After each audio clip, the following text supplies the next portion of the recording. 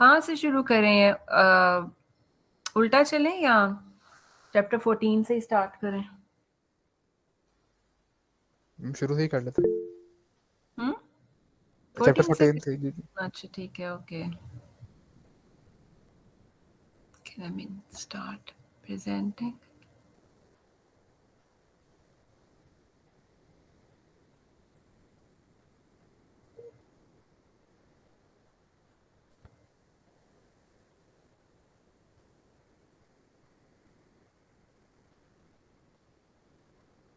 जी, ये शेयर हो गई स्क्रीन? जी मैम हो गई है। चलिए, दैट्स ग्रेट। मैंने आपके साथ ना शेयर की हैं स्लाइड्स, तो उसमें ऑलमोस्ट काफ़ी सारे टॉपिक्स उसके अंदर कवर हुए हुए हैं, तो वो भी आप एक दफ़ा गो थ्रू कर सकते हैं। तो मैंने उसी को ही खोला हुआ है ताकि हम बजाय ये कि बैठ के बुक का एक एक वर्ड पढ़ें, तो हम एक दफ़ा बस गो थ्रू कर रहे हैं जो हमने सीखा हुआ है। So let's start from chapter 14। तो यहाँ से एक दफ़ा अगर बुक में से देख लेते हैं, फिर हम टॉपिक वाइज चलते जाते हैं। ये है जी हमारा चैप्टर 14, और यहाँ से अगर आप देखें तो इसमें functions and several functions of several variables हमने डिफाइन किए थे, फिर हमने लिमिट कंटिन्यूटी का कॉन्सेप्ट देखा था, एंड देन पार्शियल डेरिवेटिव्स हैं, फिर टेंजेंट प्लेन्स और लीनियर अप्रॉक्सीमेशन हमने यहाँ पे सीखे हैं, जिसके अंदर डिफरेंशियल भी आ जाता है, और फिर चेन रूल, मतलब ये तो पार्शियल डेरिवेटिव्स फाइंड करने के वो डिफरेंट टाइप के रूल्स हैं जो कि मतलब आप खुद ही करेंगे। सो डायरेक्शनल डेरिवेटिव इसमें हमने जो नई चीज़ें सीखी हुई हैं, डायरेक्शनल डेरिवेटिव है, and then we have maximum and minimum values, मतलब 14.1 से 14.7 तक इंक्लूडेड है। सो लेग्रांज मल्टीप्लायर्स हमने इसमें नहीं किए हुए। So let's start with the first 14 first article, that is 14.1। तो इसमें हमने basically functions of several variable define किए थे और देखा था कि इसको कैसे कैसे हम विजुलाइज कर सकते हैं। इसमें आपका और मेनली हम बात करते हैं just to understand the idea multivariate में, तो वो फंक्शंस ऑफ टू वेरिएबल से ही ऑफ कोर्स स्टार्ट करते हैं, जो minimum number of independent variables है इन मल्टीवेरिएबल कैलकुलस। तो functions of two variable, that is we have two independent variable and one dependent variable, और उसकी डोमेन और रेंज फाइंड करने का वही तरीका है कि आप जो इंडिपेंडेंट वेरिएबल्स हैं उनकी वैल्यूज वो वाली ढूंढें जहां पर आपका फंक्शन जो है डिफाइंड है। सो that is the domain of the function, और रेंज के लिए ऑफ कोर्स वो जो कॉरेस्पॉन्डिंग वैल्यूज आ जाएंगी डोमेन के against that the set of those values is the range set, और वो set of real numbers का ही of course होगा subset। और ये थी इसमें बेसिक सी कहानी। बाकी फिर हम इसको इस तरह के टेबल से रिप्रेजेंट कर सकते हैं, जो डेटा अगर कहीं गिवन है टू वेरिएबल्स डिपेंडेंट, और अगर हमने पर्टिकुलर वैल्यू ढूंढनी है तो वो भी हम कर सकते हैं। मतलब ये वो कॉन्सेप्ट्स हैं जो कि आपको ऑलरेडी पता ही हैं। So these are different representations of these functions. And then there is another type of representation or visualize the function, that is graphs.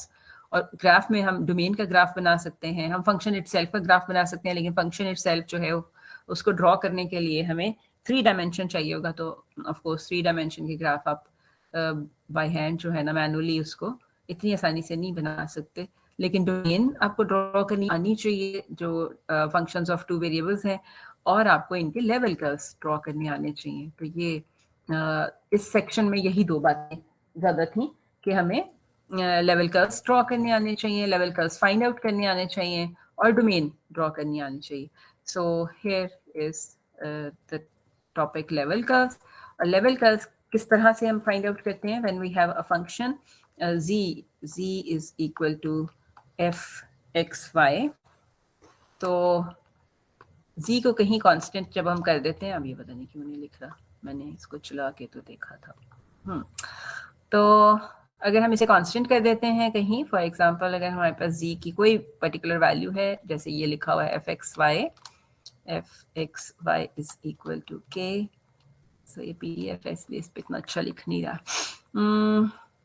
So k को डिफरेंट वैल्यूज देकर हम डिफरेंट लेवल्स के कर्व्स जो हैं surface के वो ढूंढ सकते हैं. That is actually the intersection of the given surface with this plane f x is equal to k. उस लेवल पे जो एक प्लेन आ रहा होगा उसके साथ इंटरसेक्शन है. ऑफ कोर्स इंटरसेक्शन जो कर्व बनती है, and these are also called contour curves. और ये आपके सामने कुछ लेवल कर्व्स डिफरेंट हैं.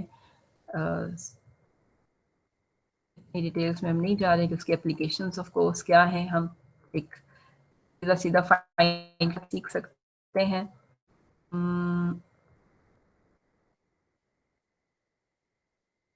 जो कि यहाँ पे कोई एग्जांपल नहीं है. तो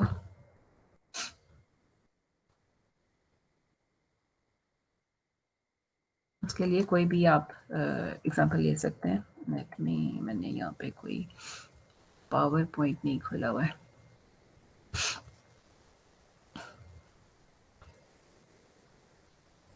तो कोई भी अगर आपके पास एग्जांपल है, फॉर एग्जांपल हम कोई सा भी बना लें, x square plus y square plus y square करना ज़रूरी भी नहीं है, आई मीन कुछ भी. So this is equal to, चलिए ऐसे ही कर लें. अगर f x y is equal to, this is just for मतलब अंडरस्टैंडिंग के करना क्या है. So x square plus y square is equal to k. आपके डिफरेंट लेवल के कर्व्स होंगे, और ये आपको नाम से मतलब अंदाजा हो रहा है इसके स्ट्रक्चर से कि ये क्या होंगे, सर्कल्स होंगे. अगर जीरो है तो पॉइंट होगा, बाकी सबके लिए ये सर्कल्स हो जाएंगे. के की पॉजिटिव वैल्यूज के लिए, के की नेगेटिव वैल्यूज के लिए ऑफ कोर्स ये डिफाइंड नहीं होंगे. Similarly, if we have a surface like this, for example, अगर fx y is equal to हमारे पास है, अगर मैं सिर्फ x स्क्वायर ही कह दूँ, ठीक है, तो ये भी डिफरेंट टाइप के आपके पास कर्व्स बन जाएंगे. या अगर मैं कोई प्लेन ले लूँ, सरफेस हमारी जो है fx y is equal to 2x plus 3y plus 9 type, कोई इस टाइप की प्लेन है, तो उसके भी लेवल कर्व्स जो हैं वो लाइंस बन जाएंगे. ठीक, सो डिफरेंट टाइप के वो मतलब उसके लिए आपको 2D वाली ड्राइंग्स आनी चाहिए अगर ड्रॉ करना आ जाए तो ये ही था इसके अंदर. बाकी फिर मतलब डेफिनेशंस हैं, बहुत बेसिक से कॉन्सेप्ट्स हैं. Functions of 3 variables and more variables, वो भी वी कैन डिफाइन. इसमें क्या हो जाएगा, इंडिपेंडेंट. जब हम ये कह रहे हैं फंक्शंस ऑफ 3 वेरिएबल्स, तो नंबर ऑफ इंडिपेंडेंट वेरिएबल्स जो है वो 3 है. मोर वेरिएबल्स मतलब number of independent variables more than 3 है या मोर देन 2 है. तो डिपेंडेंट वेरिएबल एक ही है इन एनी केस. और जब हम 3 वेरिएबल्स में आते हैं तो हमारे लेवल सर्फेसेस एक्चुअली क्या हो जाते हैं, लेवल कर्व्स जो है वो एक्चुअली क्या हो जाते हैं, लेवल सर्फेसेस हो जाते हैं. ऑफ कोर्स उनको भी ड्रॉ करना हमारे लिए मुश्किल काम है. सो ये था हमारा 14.1 में का एक रिव्यू सा. सो आगे limit continuity, that is I mean an important concept in a way कि लिमिट अगर हमें समझ में आई होगी तो कंटिन्यूटी आगे डिफाइन करना और उसको चेक करना आसान होगा.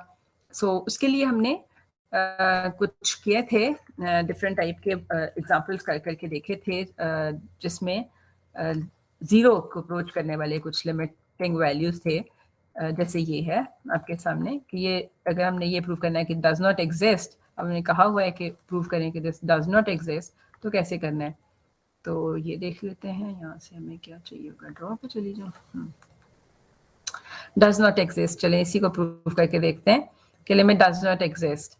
उसके लिए क्या था, हमारे पास लिमिट की डेफिनेशन बताते हुए हमें क्या पता था कि लिमिट का मतलब क्या है कि हम डिफरेंट पाथ से, जैसे एक्स वाई अप्रोचेस टू 0 0 का मतलब ये है कि हमारी ये जो 0 0 पॉइंट है, इस पॉइंट तक पहुंचते हुए डिफरेंट पाथ्स जो ले रहे हैं हम एक्स वाई, मतलब एक्स वाई हमारे इस प्लेन में है, तो अकॉर्डिंगली फंक्शन की वैल्यू में क्या चेंज आ रही है, जो भी फंक्शन जो है वो आपके पास आपके सामने डिफाइंड है.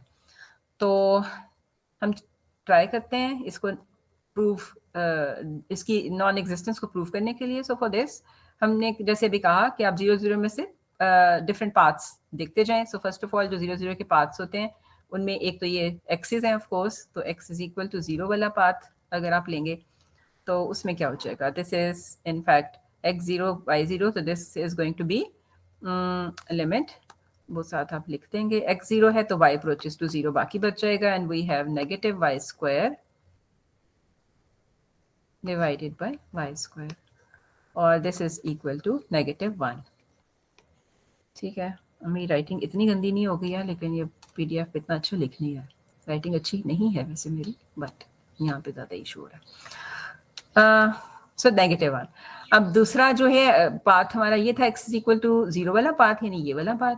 अब y इक्वल टू 0 वाला पाथ ले लेते हैं, तो वो भी ओरिजिन में से पास कर रहे हैं। सो y इक्वल टू 0 है अगर हमारे पास, तो हमारी यही वाली लिमिट जो है ये क्या बन जाएगी, x अप्रोचेस टू, यही वाला function x approaches to 0, because we are left with x only. y वाला पार्ट हमने 0 कर दिया 0 कर दिया, so we have x square over x square and which is equal to 1। Now हमें दो पाथ में डिसाइड हो गया कि ये लिमिट एग्जिस्ट नहीं करती, क्योंकि दोनों पाथ्स के अलॉन्ग वैल्यूज डिफरेंट आ गई।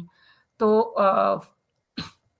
existence of limit के लिए this is necessary to have same value along every path from the point, तो passing through the point। तो अगर ऐसा नहीं होता है तो ऑफ कोर्स कोई एक पाथ भी में ऐसा मिल जाता है विच इज डिफरेंट, जिसकी वैल्यू डिफरेंट हो जाती है एलिमेंट की अलॉन्ग द पाथ, तो वो लिमिट एग्जिस्ट नहीं करती है। सो ये हमारा पहला एग्जांपल था। फिर ये हमारी एप्सिलॉन डेल्टा वाली डेफिनेशन है, जिसमें अब इस वक्त नहीं जा रहे हैं हम, because we are not going to use this as far as examination is concern. तो हम सीधी सीधी एप्लीकेशन वाली साइड पे जाते हैं। डज नॉट एग्जिस्ट ये अभी भी मैंने प्रूव करके आपको बता दिया। सॉरी मेरे गला जो है बंद हो गया। सो ओके, तो there are more examples of, अगर आप चाहें तो हम यहाँ से देख सकते हैं।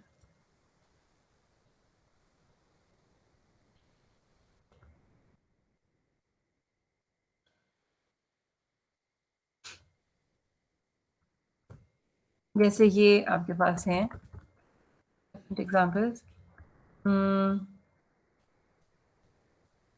इसमें सिर्फ दो पाथ पे डिसाइड नहीं होता है। जैसे ये तो सिर्फ दो पाथ पे डिसाइड हो गया था। जैसे ये वाली एग्जांपल है कि fxy is equal to xy over x square plus y square. अब क्वेश्चन ये है कि does this limit exist. So for this हमने क्या करना है, अगेन वही वाला काम शुरू करना है कि हम y इज इक्वल टू 0 के लॉन्ग देखेंगे, x इक्वल टू 0 के लॉन्ग देखेंगे। So initially we will start along axis, तो x एक्सिस और y एक्सिस देखेंगे। अब in both the cases we have zero answer, but it doesn't mean के हम यहाँ पे कंक्लूड कर दें कि लिमिट एग्जिस्ट करती है and limiting value zero. No, ये नहीं करना। सो अब हमने एक और पाथ ट्राई किया, y is equal to x। तो इस तरह के क्वेश्चंस में मैंने आपको ये बताया था कि अगर पॉसिबल हो तो डिनोमिनेटर में जैसे ये x y divide by x square plus y square, नीचे हर टर्म की जो डिनोमिनेटर में हर टर्म है उसकी डिग्री क्या है, 2 है, उसकी पावर जो है वो 2 है, मतलब आप कलेक्टिव पावर देखेंगे। लेकिन ऊपर भी हमारे पास एक्स और वाई अलग-अलग से ऑल्दो हैं, मल्टीप्लाई हो रहे हैं, we have two variables, product of two variables, लेकिन उनकी भी कलेक्टिव पावर 2 है। तो हम इस तरह की कोई ढूंढेंगे सब्स्टिट्यूशन या ऐसा पाथ ढूंढेंगे पासिंग थ्रू ओरिजिन कि हम यहाँ सब्स्टिट्यूट करें तो हमारे पास हर टर्म जो है वो वन वेरिएबल में भी आ जाए और पावर 2 हो जाए उसकी। ठीक है, सो फॉर दिस हमने क्या किया, y is equal to x path choose कर लिया है। और अब आप देखें, अब y is equal to x path अगर हम चूज करेंगे तो हमारे पास न्यूमरेटर एक्स स्क्वायर हो गया है, नीचे भी हर टर्म जो है वो एक्स स्क्वायर हो गया है। So this is how we have a limiting value which is equal to 1 over 2 and this is different from 0। So उससे क्या प्रूव हुआ कि लिमिट एग्जिस्ट नहीं करती है। सो अगर हमारी कलेक्टिव पावर जो है न्यूमरेटर डिनोमिनेटर में हर टर्म की सेम है, तो हम उसको सेम बनाने की और सिंगल वेरिएबल में लिखने की कोशिश करेंगे एक पाथ ढूंढकर, और वहां से हमें पता चल जाएगा कि लिमिट डज नॉट एग्जिस्ट। लेकिन इसी तरह यहाँ हमारे पास एक और था कि जैसे ये वाला है, इसमें आपके जो न्यूमरेटर है उसमें पावर जो है वेरिएबल की कलेक्टिव पावर अगर आप देखें तो 3 है, नीचे 2 है।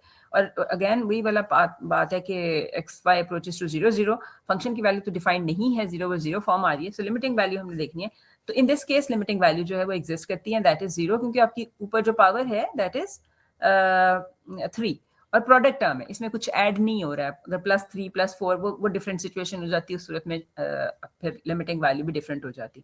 लेकिन यहाँ पर चूंकि हमारे पास प्रोडक्ट टर्म आ रही है, ऊपर कलेक्टिव पावर, ये वाली बात मैं आपसे डिस्कस कर चुकी हूँ, तो इस केस में लिमिट एग्जिस्ट करती है और लिमिट की वैल्यू जो है वो 0 है। उसमें हमने यहाँ पे ऑल्दो उन्होंने डेफिनेशन से प्रूव किया हुआ है, लेकिन हमने एक जो था एंड पे क्या किया था, कंक्लूजन ड्रॉ किया था इस सारी बातों से। इसी तरह जो मैं पिछली बात कर रही थी उसको सपोर्ट करने के लिए I think we have another example number 3 देखें अगर, इफ वी हैव यस, ये देखिए एग्जाम्पल नंबर 3, इसके अंदर भी जो मैं पीछे बात कर रही थी कि आपको x इक्वल टू 0 पे ये 0 मिल जाएगा, y इक्वल टू 0 पे 0 मिल जाएगा, लेकिन अगर वैसे तो न्यूमरेटर में जो टर्म्स हैं उनकी कम है, डिनोमिनेटर में जो डिग्री बन रही है इसमें हाईएस्ट पावर इज 4, जबकि यहाँ पे इसका मतलब है कि हम we can introduce some transformation या कोई पाथ जो 0 में से पास करता हो और हम सबकी पावर जो है सेम कर सकते हो। सो फॉर दिस हम अगर x is equal to y square ले लें तो आपकी ये सेम हो जाएगी एंड आपको एक नॉन जीरो आंसर लिमिट का मिल जाएगा, दैट इज 1/2। तो ये बात मैं कही थी कि अगर पॉसिबल हो और न्यूमरेटर में पावर जो है कम और प्रोडक्ट टर्म्स हो, ऑफ कोर्स ये इस तरह की सिचुएशन में ये प्रोडक्ट टर्म्स भी आ रही हैं, तो ये रूल से बाकी इसी तरह के क्वेश्चंस हमारे एक्सरसाइज में भी हैं और वो भी इतनी डिफरेंट नहीं है। Continuity actually depends upon the concept of limit, जिसमें एक बात तो ये कि लिमिट एग्जिस्ट करती हो एट दैट पर्टिकुलर पॉइंट जहां हम कॉन्टिन्यूटी चेक कर रहे हैं, दूसरी बात फंक्शन डिफाइंड हो एट दैट पॉइंट, तीसरी बात ये है कि दोनों वैल्यूज लिमिटिंग वैल्यू और फंक्शन की वैल्यू बोथ आर इक्वल, तो हमारा फंक्शन कॉन्टिन्यूस है, अदरवाइज डिसकॉन्टिन्यूस है। तो they are different type of functions जो कि ऑलवेज कॉन्टिन्यूस होते हैं, जैसे पोलिनोमियल टाइप फंक्शंस हैं, जैसे अब देखिए एग्जांपल नंबर 7 में ऑल्दो हमारा फंक्शन डिफाइन हो गया है, जीरो उसकी वैल्यू कर दी है, ठीक है, फंक्शन डिफाइन कर दिया x y when x y is equal to 0, लेकिन लिमिटिंग वैल्यू के लिए हमें ये वाला देखना पड़ेगा जो ऊपर डेफिनेशन है कि as x y approaches to 0 तो लिमिट एग्जिस्ट करती है या नहीं करती है, तो वो हम पीछे देख चुके हैं कि नहीं करती है, सो that is why this is not continuous, right. तो अगर लिमिट वाली बात समझ में आ जाए तो कॉन्टिन्यूटी मुश्किल कॉन्सेप्ट नहीं होगा। सो अगेन डेल्टा और एप्सिलॉन वाली डेफिनेशंस जो है हमने समझ जरूर ली थी, लेकिन अभी हम इसको उसमें डिटेल्स में नहीं जा रहे। ओके, सो 14.1 जी बताइए। कॉन्टिन्यूस के लिए आपने 3 चीजें बताई हैं, एक तो लिमिट एग्जिस्ट करनी चाहिए और फंक्शन डिफाइन होना चाहिए, और तीसरी क्या बताइए? तीसरी ये कि दोनों चीजें इक्वल भी होनी चाहिए ना, फंक्शन की वैल्यू और limiting value both must be equal. ठीक है। हाँ, क्योंकि अगर लिमिट एग्जिस्ट भी कर रही है, फंक्शन भी डिफाइंड है, but both are not equal, तो फिर भी फंक्शन कॉन्टिन्यूस तो नहीं है ना, है ना। वो क्या सिचुएशन हो जाएगी, वो इस टाइप की सिचुएशन हो जाएगी। अगर मैं आपको थोड़ा सा इसको विजुलाइज करने की कोशिश करें तो वो जो हमने कैलकुलस 1 वेरिएबल में सीखा हुआ है, तो वो कुछ ऐसी सिचुएशन होगी कि हमारा ग्राफ जो है ना ऐसे है, फंक्शन की वैल्यू डिफाइंड है जो कि यहाँ पे है कहीं, ठीक है, इस पॉइंट पे, यही पॉइंट है ना जहाँ पे हमें मसला हो रहा है कि फंक्शन इज नॉट डिफाइंड। हमने फंक्शन तो डिफाइन कर दिया है, लिमिटिंग वैल्यू भी एग्जिस्ट करिए, इधर को अप्रोच करिए तो ऑफ कोर्स या यही कोई वैल्यू बन जाएगी, लिमिटिंग वैल्यू भी एग्जिस्ट करिए, but both are not equal, तो function is not continuous, right. इस तरह की सिचुएशन।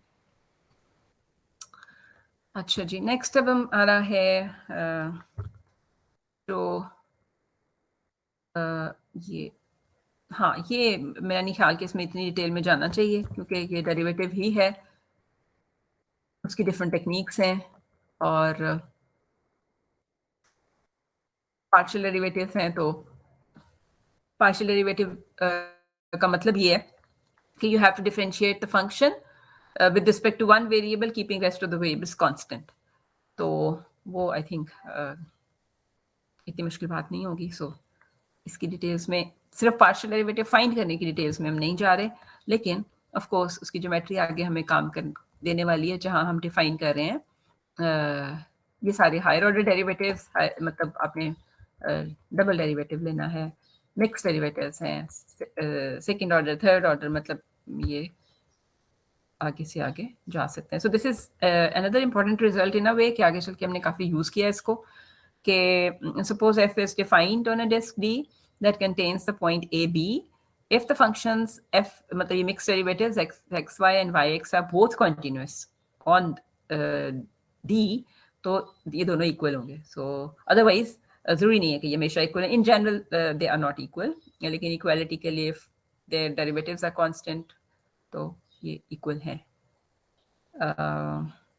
और इसमें क्या वेरिफिकेशन करनी हो, जैसे ये क्वेश्चन है, मतलब इस तरह की क्वेश्चन भी पॉसिबल तो है ना।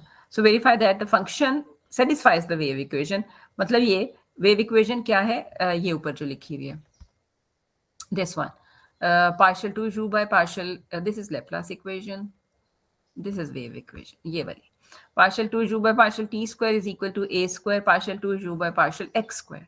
अब इसका मतलब ये है कि आपने क्या करना है, अब यहाँ पे double derivative with respect to t आपको सब्स्टिट्यूट करना है, इधर double derivative with respect to x substitute करना है, और देखना है कि right hand side left hand side equal है, तो this is how we can verify the results.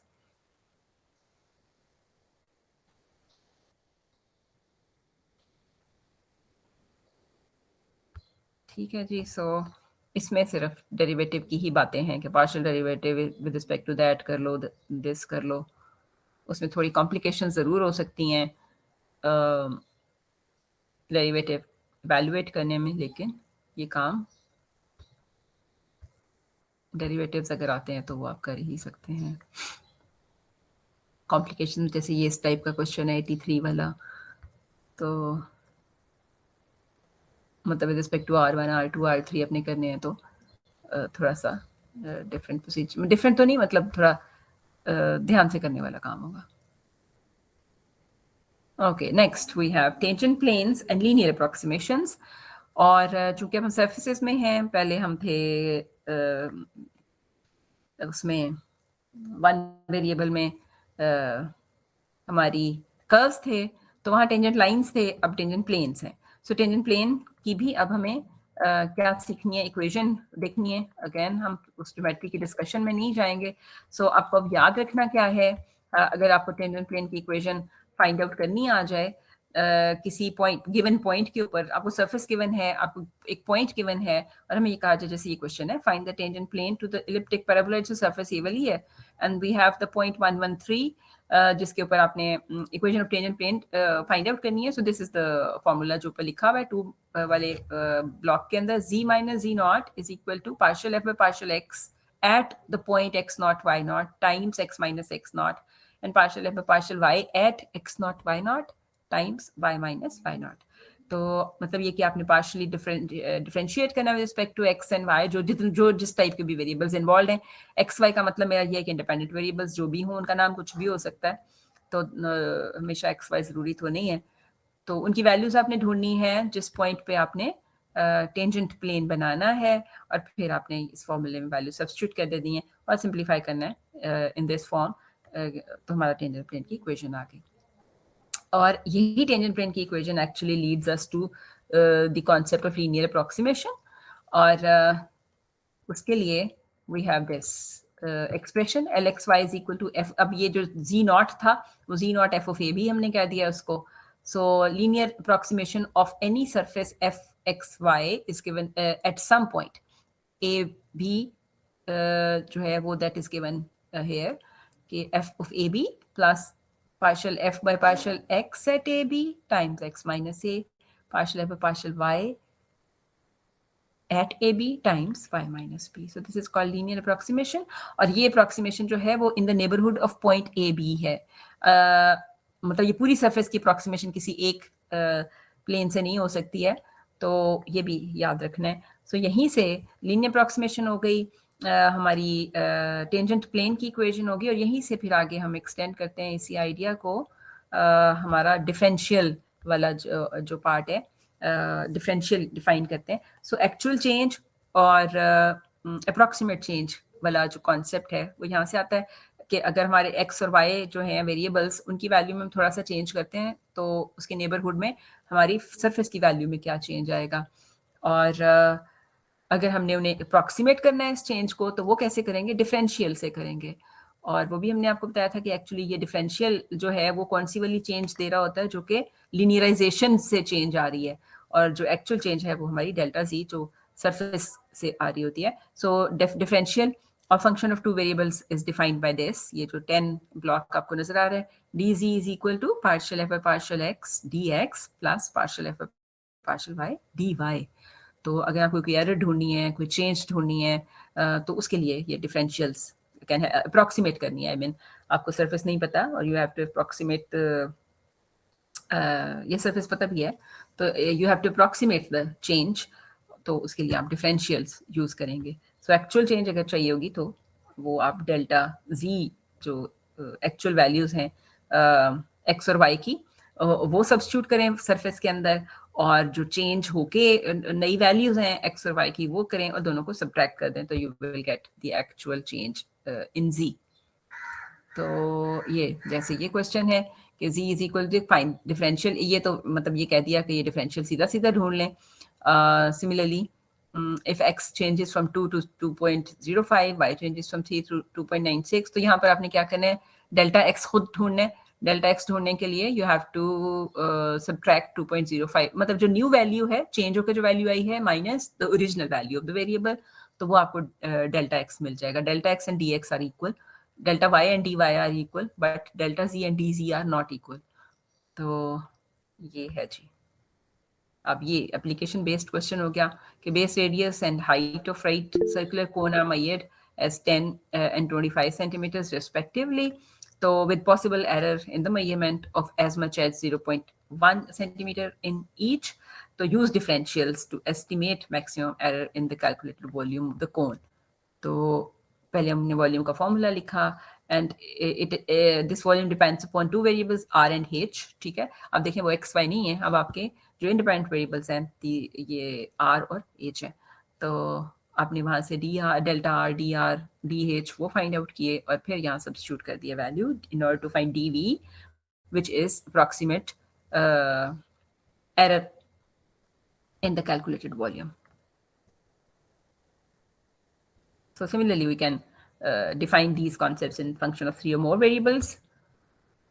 तो इस वाली एक्सरसाइज में यही कुछ है, सिंपल इजी वाली एक्सरसाइज है ये भी। तो हर ब्लॉक में से एक एक क्वेश्चन तो अब इस पॉइंट पे जरूर करके देख लें कि मतलब ताकि आपके सारे वो जो है ना कॉन्सेप्ट्स वो जरा रिवाइज हो जाए। So, इसी तरह ये जो आपके वर्ड प्रॉब्लम्स हैं, जिस तरह से मैंने वहाँ मेंशन किया, उनमें से भी कोई एक आध जरूर हर एक्सरसाइज में से करके देख लें, ताकि उसमें से मॉडल, मैथमेटिकल मॉडल कैसे बनाने हैं और अपने अप्लाई कैसे करने हैं कॉन्सेप्ट्स, ये आपको पता चल जाए। ओके, नाउ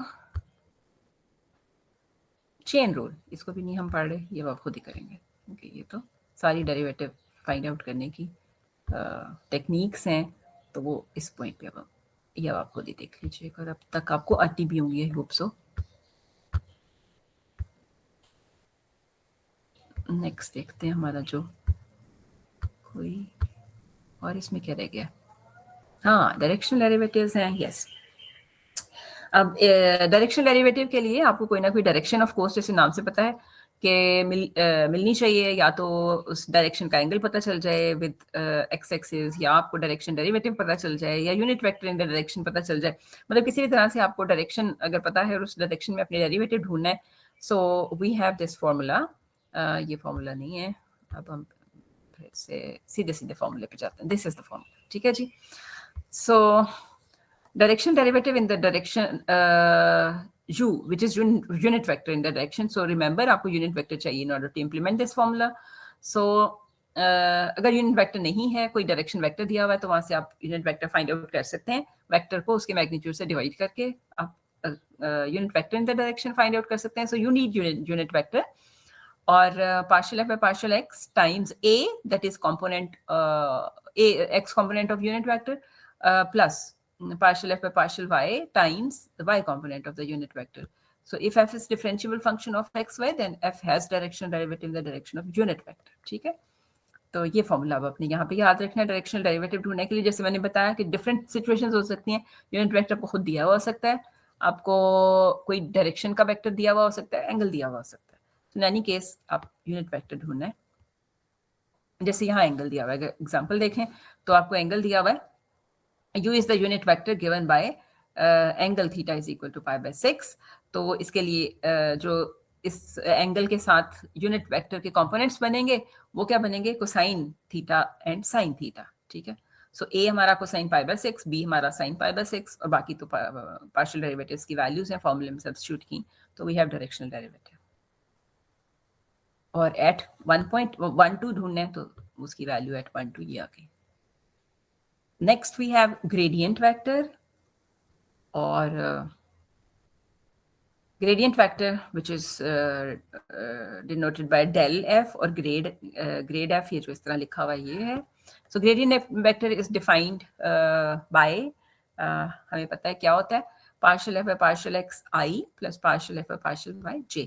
तो अभी जो हमने पढ़ा है ये वाला फॉर्मूला डायरेक्शनल डेरिवेटिव का, तो वो एक्चुअली क्या बनता है, ग्रेडियंट वेक्टर मतलब gradient of F dot you बनता है.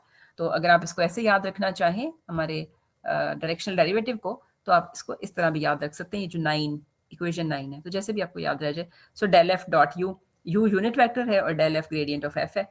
तो एफ क्या है, मायू सरफेस जो जिस पे हमने डायरेक्शनल डेरिवेटिव, जिसका डायरेक्शनल डेरिवेटिव ढूंढना है. ठीक है. So this is another representation of directional derivative. तो यस, तो ये हमारे पास यूनिट वेक्टर नहीं था, हमने यूनिट वेक्टर बनाया है, हमें डायरेक्शन बताई हुई है और ये यूनिट वेक्टर नहीं है, तो उसके मैग्नीट्यूड से डिवाइड करके हमने यू ढूंढा है. बाकी तो फिर सिर्फ फॉर्मूले वैल्यूज ही सब्स्टिट्यूट किए हैं. और similarly we can extend this idea into function of 3 variables, और उसमें भी हमारे पास सीधा सा ये होगा कि डायरेक्शनल डेरिवेटिव जो है वो क्या होगा, डेल एफ डॉट यू. और अगर आप इसको ऐसे याद रखना चाहते हैं, but in terms of gradient it is easier to remember कि डेल एफ डॉट यू अगर आप याद कर लें, so that is directional derivative in the direction of unit vector you.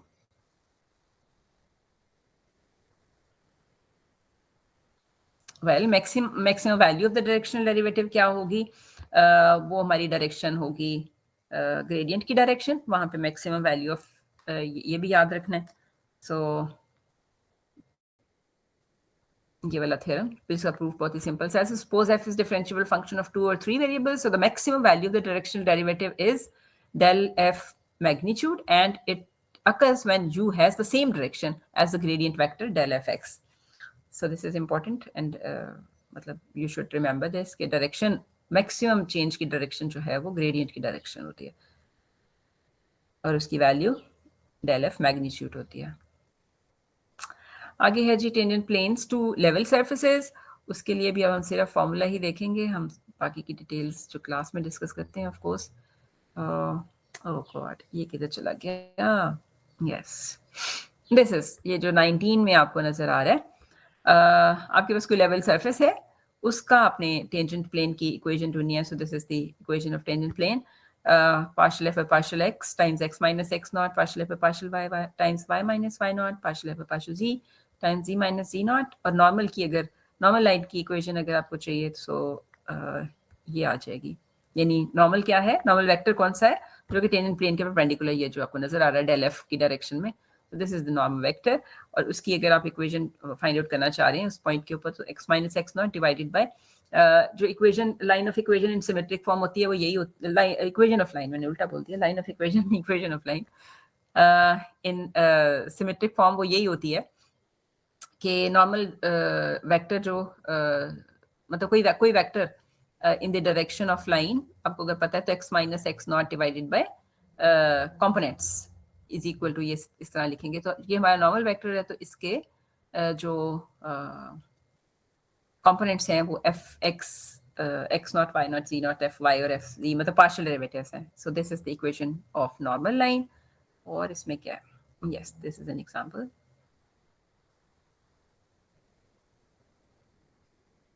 And significance of gradient vector is actually the normal to the level curves या level surfaces. तो इसमें अब questions क्या क्या हो सकते हैं, इसमें डायरेक्शनल डेरिवेटिव फाइंड करना हो सकता है, इसमें आपको और क्या हो सकते हैं, ग्रेडियंट फाइंड करना हो सकता है, फिर और क्या हो सकता है इसमें, यस, ये भी डायरेक्शनल डेरिवेटिव. और मैक्सिमम रेट ऑफ चेंज, जैसे भी मैंने बताया कि वो डेल एफ वाला डायरेक्शन होगा और उसका मैग्नीट्यूड होगा, वो हो सकता है. मतलब इसी की एप्लीकेशंस ही हैं डिफरेंट. सो बाकी मैंने जो क्वेश्चंस मेंशन किए हैं वो देख लीजिएगा. सो सिमिलर से ही क्वेश्चंस होंगे. हमने कोशिश तो उन क्वेश्चंस में की भी है कि हर टॉपिक को कवर कर लें, हर ब्लॉक को कवर कर लें, I mean. So this is the question 41 to 46 है कि equation of tangent plane and the normal line to the given surface. वो जो भी हमने फॉर्मूला लास्ट में पढ़ा, तो वो आप यूज कर सकते हैं. एंड ये कुछ है इसमें। इतने हम एंड तक के क्वेश्चंस जो है ना जिसमें थोड़ी डिस्कशन टाइप है वो तो हम करते भी नहीं होते। आगे जी मैं हाँ ये this is important one in a way कि ऐसे बहुत सारे कॉन्सेप्ट्स हैं इसमें। आपको लोकल मैक्सिमम कैसे ढूंढना है, उसमें लोकल मिनिमम कैसे ढूंढना है किसी भी फंक्शन का। तो फंक्शन हमारे जो है वो 2 वेरिएबल्स में भी हम डिस्कस कर रहे हैं। फिर लोकल है तो फिर उसके बाद एब्सोल्यूट मैक्सिमम कैसे फाइंड आउट करना है, एब्सोल्यूट मिनिमम कैसे फाइंड आउट करना है, अगर हमारी डोमेन्स ओपन है तो क्या करना है, हमारी डोमेन्स क्लोज्ड हैं तो क्या करना है। तो इसमें काफ़ी सारे कॉन्सेप्ट्स हैं। तो वो देखते हैं वन बाय वन कि हमने ये कैसे करना है। So in order to find local extreme value सबसे पहला काम जो हमें चाहिए होगा वो होगा क्रिटिकल पॉइंट्स फाइंड आउट करना। So critical point find out करने के लिए आपको क्या करना है, जो आपकी सरफेस है, जो फंक्शन गिवन है, फंक्शन ऑफ 2 वेरिएबल्स, उसके पार्शियल डेरिवेटिव्स लें with respect to independent variables. जैसे फॉर एग्जांपल फंक्शन जो है वो depends upon x and y, जैसे ये एग्जांपल नंबर 1 नजर आ रही है। अब इसका partial derivative with respect to x लें, फिर partial derivative with respect to y लें और दोनों को 0 के इक्वल ले लें और उन दोनों इक्वेशंस को सॉल्व करके जो पॉइंट्स आएंगे those are called critical points. एक तो क्रिटिकल पॉइंट्स फाइंड करने का ये तरीका। दूसरा तरीका ये होता है मतलब वो वाले पॉइंट्स भी आपको चाहिए और वो आपके कैंडिडेट्स होंगे क्रिटिकल पॉइंट के, जो कि जहां पर डेरिवेटिव अगर नहीं डिफाइंड है, कोई भी एक डेरिवेटिव अगर नहीं डिफाइंड है या दोनों डेरिवेटिव्स ही नहीं डिफाइंड है, तो वो पॉइंट भी आपके क्रिटिकल पॉइंट बन जाएंगे। सो वो भी candidate for maximum minimum values हो जाएंगे। तो सबसे पहला काम तो हमारा क्रिटिकल पॉइंट फाइंड आउट करने का आ गया। ठीक है, so these are the candidates. जब कैंडिडेट्स आपको मिल गए तो उसके बाद तो फिर आपने सिर्फ ये करना है कि फंक्शन की वैल्यूज वहां पर फाइंड आउट कर लें और देख लें कि वहां पर मैक्सिमम मिनिमम, लेकिन वो इतना आसान नहीं होगा क्योंकि आपको चाहिए होंगे कि डेरिवेटिव की साइन पहले क्या है और बाद में क्या है। सो उस सारी हैसल से बचने के लिए हमने एक सीखा था method which is second derivative test. तो ये टेस्ट करना है। सो पहला स्टेप इसमें क्या है कि आपने क्रिटिकल पॉइंट्स फाइंड आउट करने, फिर उसके बाद आपने ये डिटर्मिनेंट की वैल्यू इवैल्यूएट करनी है डी, जो कि एफ एक्स एक्स, ये डबल डेरिवेटिव्स हैं, एफ एक्स वाई, एफ सब वाई एक्स, एफ सब वाई वाई। ये वैल्यूज उस पॉइंट पे जो क्रिटिकल पॉइंट्स आए हैं उन पॉइंट्स पे आप वैल्यू फाइंड करेंगे।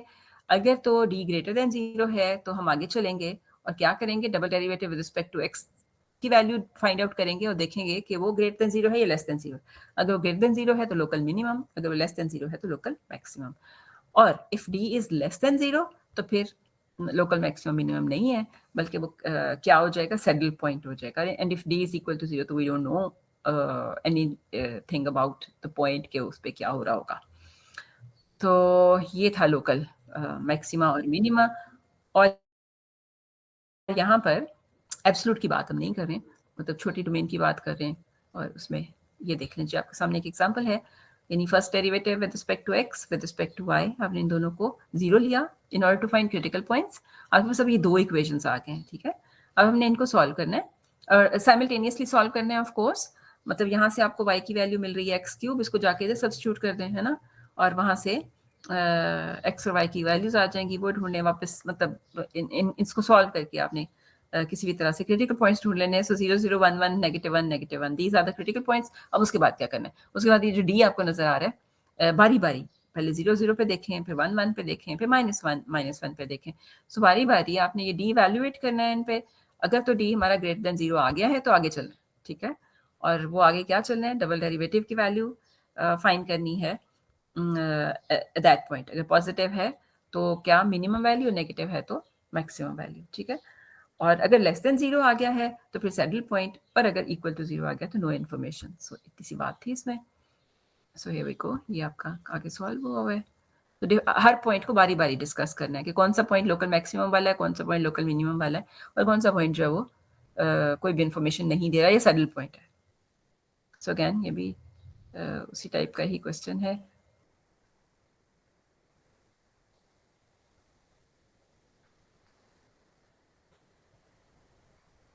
ये शॉर्टेस्ट एप्लीकेशन आ गई, शॉर्टेस्ट डिस्टेंस। इसका मतलब आपने पहले इसमें फंक्शन भी खुद बनाना है और कि जिसको मिनिमाइज करना है।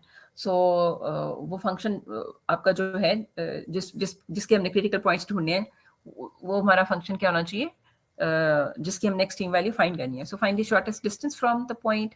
तो हमने शॉर्टेस्ट डिस्टेंस हमने अस्यूम कर लिया कि XYZ कोई पॉइंट है जिसका जो शॉर्टेस्ट डिस्टेंस हो सकता है, तो डिस्टेंस फॉर्मूला यूज़ किया, तो हमारा जो यहाँ पे फंक्शन होगा टू बी मिनिमाइज्ड, वो होगा हमारा distance. So distance in order to avoid ये स्क्वायर रूट और कॉम्प्लिकेशंस अवॉइड करने के लिए डेरिवेटिव्स लेते हुए तो हमने डी स्क्वायर कर लिया। ऑफ कोर्स अगर स्क्वायर उसका मिनिमाइज हो गया तो उसका मतलब डिस्टेंस खुद भी मिनिमाइज हो गया। तो बाकी का काम वही है, ये हमारा फंक्शन आ गया। First derivative with respect to x लिया, फिर partial derivative with respect to y लिया, जीरो लिया, फिर वहां से क्रिटिकल पॉइंट ढूंढा और फिर उस पर साइन चेक किया डी का। डी फाइंड आउट करने के बाद so D is greater than zero, तो आगे फिर हमने डबल एक्स भी ले लिया, वो that is also greater than zero, तो हमें पॉइंट मिल गया जहाँ पर मिनिमाइज हो जाएगा हमारा ये डिस्टेंस। ठीक है, और मिनिमम डिस्टेंस होगा क्या, वो ये होगा, राइट। तो इसी तरह ये एक और एग्जांपल है, rectangular without a lid is to be made from 12 square metres of cardboard, so find the maximum volume. So इसमें वॉल्यूम को मैक्सिमाइज करना है। अब यहाँ पे एक इस तरह के क्वेश्चंस में समटाइम्स ये होता है कि आपके दो से ज़्यादा वेरिएबल्स आ जाते हैं, so we have to eliminate one of the variables using any given condition. So जैसे इसमें है कि रेक्टेंगुलर बॉक्स जो है विदाउट वॉल्यूम हमारा ये आ गया, लेकिन हमें ये साथ में ये कंडीशन गिवन है ना कि this is made of 12 square metre cardboard, तो हमने एरिया ऑफ जो स्क्वायर कार्डबोर्ड है ना वो 12 हमें गिवन है, तो वहाँ से एक इक्वेशन बनानी है और वहाँ से जी की वैल्यू फाइंड करनी है in order to eliminate g from this volume. बाकी का काम फिर वैसे का वैसे ही कि अब आप वी का विद रिस्पेक्ट टू एक्स लेंगे, वाई लेंगे, डेरिवेटिव, क्रिटिकल पॉइंट ढूंढेंगे। ठीक है, so one of the variables must be eliminated, क्योंकि हमने 2 वेरिएबल्स के साथ सीखा है ढूंढना। तो ये था जी हमारा लोकल मिनिमा और मैक्सिमा वाली concept. And then we have closed domains जिस पे आपको एब्सोल्यूट मैक्सिमम मिनिमम वैल्यूज ढूंढने हैं। So whenever we have closed domain तो वहाँ पर absolute maximum minimum values exist करते होंगे। ओपन डोमेन्स में वी आर नॉट श्योर कि कभी कोई एब्सोल्यूट एक्सट्रीम वैल्यू जरूरी है, लेकिन अगर आपके पास क्लोज डोमेन्स हैं, कोई फंक्शन आपका डिफाइंड है क्लोज सेट के ऊपर जिसकी बाउंड्री भी एग्जिस्ट करती है, सो ये आपके सामने नजर आ रहे हैं, ये क्लोज सेट है और ये क्लोज नहीं है यहाँ पे, बिकॉज ऑफ दिस होल ये क्लोज नहीं है, यहाँ पे बाउंड्री इंक्लूडेड नहीं है, सो that is why this is not closed. इसमें बाउंड्री का थ्री साइड्स इंक्लूडेड नहीं है, that is why this is not closed. Open domains हैं ये, तो इसलिए हमने ये देखना है कि एब्सोल्यूट मैक्सिमम मिनिमम कैसे ढूंढना है। सो उसके लिए आपको क्या करना पड़ेगा, आपको यहाँ पर आपको सारे जो है ना कैंडिडेट पॉइंट्स इकट्ठे करने पड़ेंगे। एक तो क्रिटिकल पॉइंट्स, ठीक है, और दूसरी बात यानी first of all you have to find all the critical points of the function in D. अब इन डी का मतलब डोमेन के अंदर लाई करते हैं, जो डोमेन के बाहर होंगे critical points we are not concerned, और we'll ignore all those points which are not inside D। जो outside हो गए वो हमें नहीं चाहिए, ठीक है। सो सेकंड स्टेप क्या होगा, find extreme values of F on boundaries of D। Second step हमारा बाउंड्री में एक्सट्रीम वैल्यूज फाइंड आउट करना है। पहला स्टेप हमारा क्रिटिकल पॉइंट्स जो कि D के अंदर हैं, फिर एक्सट्रीम वैल्यूज बाउंड्री पे या एक्सट्रीम पॉइंट्स जहाँ पे वैल्यूज एक्सट्रीम हो सकते हैं फंक्शन के। फिर क्या करना है, उन सारों की लिस्ट बनाते जाना है और हमें जहां मैक्सिमम वैल्यू मिलेगी दैट इज एब्सोल्यूट मैक्सिमम, जहां मिनिमम वैल्यू मिलेगी that is absolute minimum. So this is different actually procedure to find absolute maximum minima in closed domains. So इसके हमने कुछ क्वेश्चंस किए थे, अगर आप चाह रहे हैं कोई डिस्कस करना तो बता दीजिए, या कोई याद है कुछ।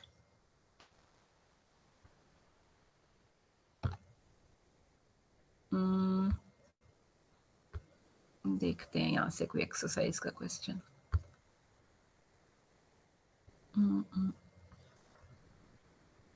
जैसे ये है आपके, ये वाला ब्लॉक है,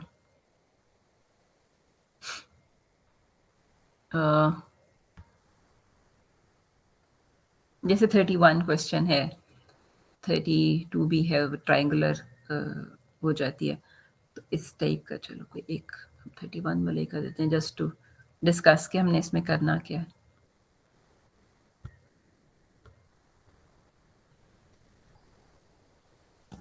So we have this question कि fxy is equal to x square plus y square minus 2x, ठीक है, और हमने इसकी एब्सोल्यूट मैक्सिमम और एब्सोल्यूट मिनिमम ढूंढना है। and where D is the closed triangular region with the vertices, वो मैं लिख देती हूँ 2 0 0 2 and 0 -2, राइट।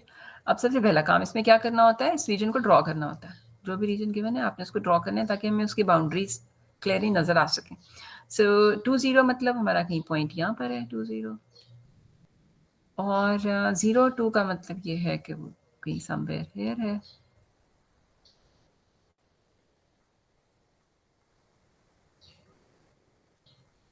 और 0 -2 का मतलब इधर है हम कहीं। So this is the closed region, closed region, close triangular region है विद दिस वर्टिसेस। तो ये हमारा रीजन बन गया।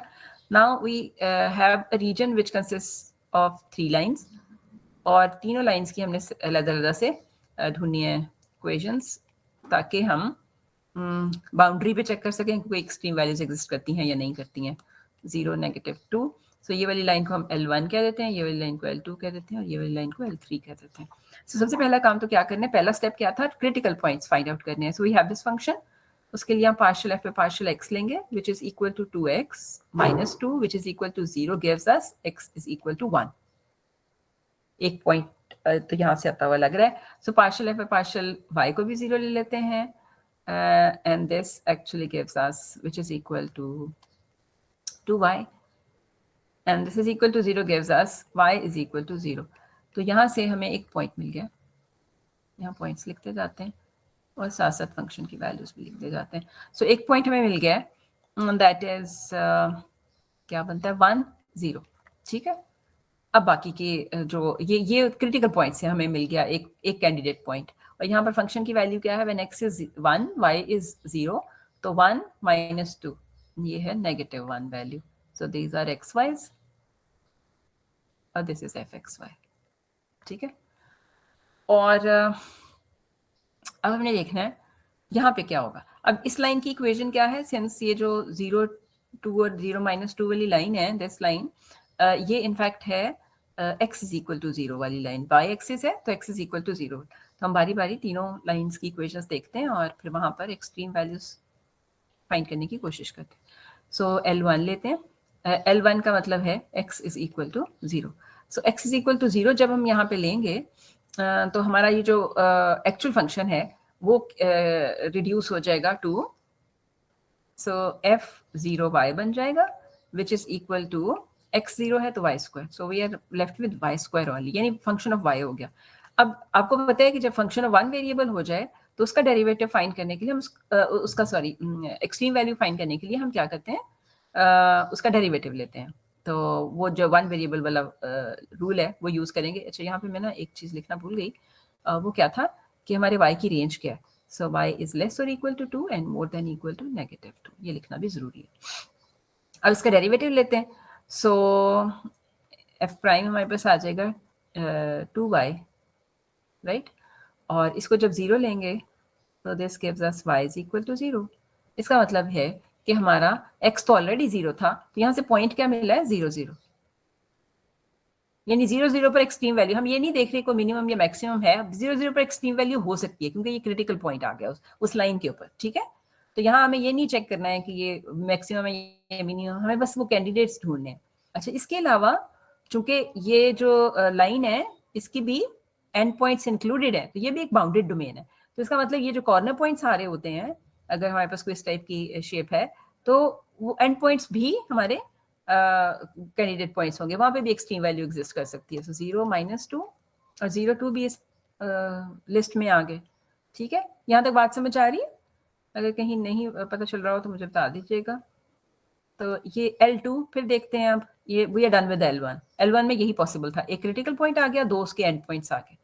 अब L2 में भी, L2 हमारी ये वाली लाइन जिसको हमने कहा हुआ है। सो सबसे पहले तो हम एंड पॉइंट्स लिख लेते हैं, जिसमें से एक तो ऑलरेडी लिखा हुआ है, सो 2 0 भी लिख लेते हैं। अब हमने क्या करना है, इसकी इक्वेशन ढूंढनी है। सो इसकी इक्वेशन के लिए वी हैव 2 पॉइंट्स, और 2 पॉइंट्स हैं जी 2 0 और 0 2। तो क्या बनेगा, y -0 is equal to 2/2। So slope जो इसका ग्रेडियंट 1 है 1 times x minus 2. So we have equation y is equal to x minus 2 L2 की.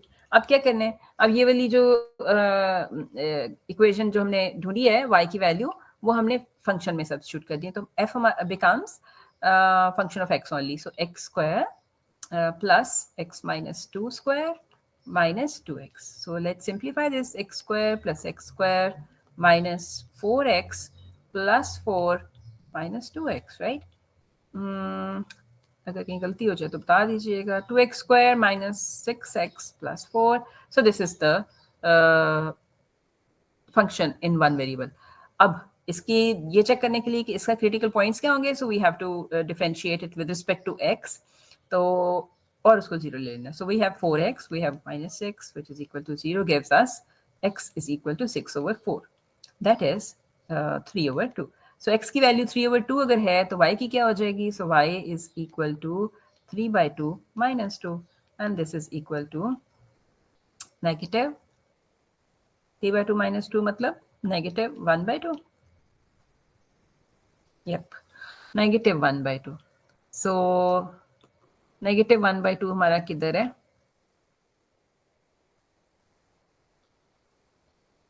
y की वैल्यू negative 1 by 2 मतलब यहाँ कहीं, ठीक है. और x की वैल्यू आ गई है that is 3 by 2. तो ये लिख लेते हैं यहाँ पे 3 by 2 negative 1 by 2, right. So ये हमारा एक और पॉइंट आ गया जो कि बाउंड्री के ऊपर आ रहा है. सही. इसी तरह थर्ड बाउंड्री पे भी, अब जब ये सारे पॉइंट्स इसी तरह L3 की इक्वेशन लें और वहां पर भी यही वाला सारा प्रोसीजर करके तो वहां से भी क्रिटिकल पॉइंट्स ढूंढ लें और जब ये सारे आ जाएंगे तो साथ साथ अपने फंक्शन की वैल्यू देखते जाना है. तो जहां मैक्सिमम होगी that would B maximum value of the function और उस पॉइंट को आप बता देंगे कि ये पॉइंट है जहां मैक्सिमम वैल्यू है. Maximum value of function is this. और सिमिलरली जहां मिनिमम होगी तो वो मिनिमम वैल्यू हो जाएगी. तो मैं L3 वाला पार्ट नहीं करने जा रही. होपफुली आपको समझ आ रहा होगा. ठीक है जी. Is everyone okay with this? Yes ma'am. चलो ठीक हो गया. अच्छा, अब आगे देखते हैं कि कहाँ हम पहुंचे हुए थे.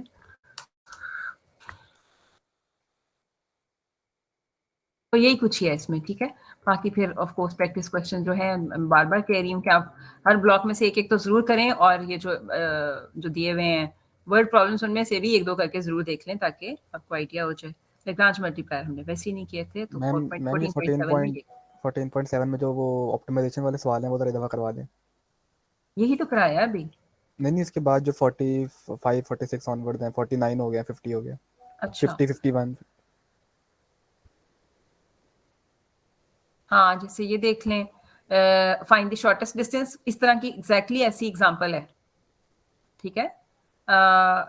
ये भी हमने जो डिस्कस की थी ना एग्जांपल. तो आपने डिस्टेंस d स्क्वायर लेना है और फिर वहां से उसको मिनिमाइज करने के लिए अगेन उसके पार्शियल डेरिवेटिव्स और वो लेकर तो वो फाइंड मिनिमम वैल्यू फाइंड करनी है. So find the point on the plane that is closest. ये भी शॉर्टेस्ट डिस्टेंस वाला ही प्रॉब्लम है. Find the points on the cone that are closest. तो ये भी आपका शॉर्टेस्ट डिस्टेंस वाला ही पॉइंट है. मतलब आप एक्स वाई जी पॉइंट ले लेंगे और इन दोनों का डिस्टेंस लेंगे तो वो शॉर्टेस्ट. जिनमें इक्वेशन नहीं है 50 52 वाले वो दिखा दें. वो एक बार करवा दें. 50 51 52. अच्छा जिनमें इक्वेशन बनी नहीं हुई है. अच्छा मतलब आपका के फंक्शन भी खुद बनाना है. ओके ठीक हो गया. चलें इनमें से कर लेते हैं. Find the dimensions of rectangular box of maximum volume. इसको मैं कॉपी करके ले जाऊं तो वहां जाके करती हूँ. ओके आ गया सही से. आई होप कि ये सही से ही आ गया. इसमें कुछ मिस नहीं हुआ है. मैथमेटिकल एक्सप्रेशन था ही नहीं तो नहीं हुआ होगा. ठीक है. चलें इसको करते हैं. Dimensions of a rectangular box of maximum volume. तो यहाँ देखिए आपने क्या करना है. वॉल्यूम को मैक्सिमाइज करना है और डायमेंशन ऑफ बॉक्स मतलब आपने ढूंढनी है for which volume is maximised. ठीक है. और साथ में देखिए कंडीशन भी दी हुई है such that the sum of, जो मैंने बताया था कि उस कंडीशन से हम एक वेरिएबल को एलिमिनेट करते हैं, है ना. तो कंडीशन क्या दी हुई है. Sum of the lengths of its 12 edges is a constant c, right? तो ये हमें साथ में दी हुई है। तो सबसे पहले हम इसका वॉल्यूम लिखते हैं कि वो क्या होगा, और फिर हम आगे का काम करते हैं। क्योंकि रेक्टेंगुलर बॉक्स है तो वॉल्यूम हमारा ऑफ कोर्स क्या होगा, x। अगर हम एक डायमेंशन x ले लें, दूसरी डायमेंशन जो है y ले लें, और तीसरी डायमेंशन हाइट जो है वो x की वो z ले लें, सो x y z हमारा वॉल्यूम बन जाएगा, ठीक है। अच्छा, उसके बाद अगली बात हमें क्या कही हुई है कि वो सॉरी ये किधर चला गया, अगली बात ये की हुई है कि sum of lengths of its 12 edges, right? तो क्या बनेगी इस टाइप की, इसकी अगर हम शक्ल बनाने की कोशिश करें, अगर मेरे से बन गई तो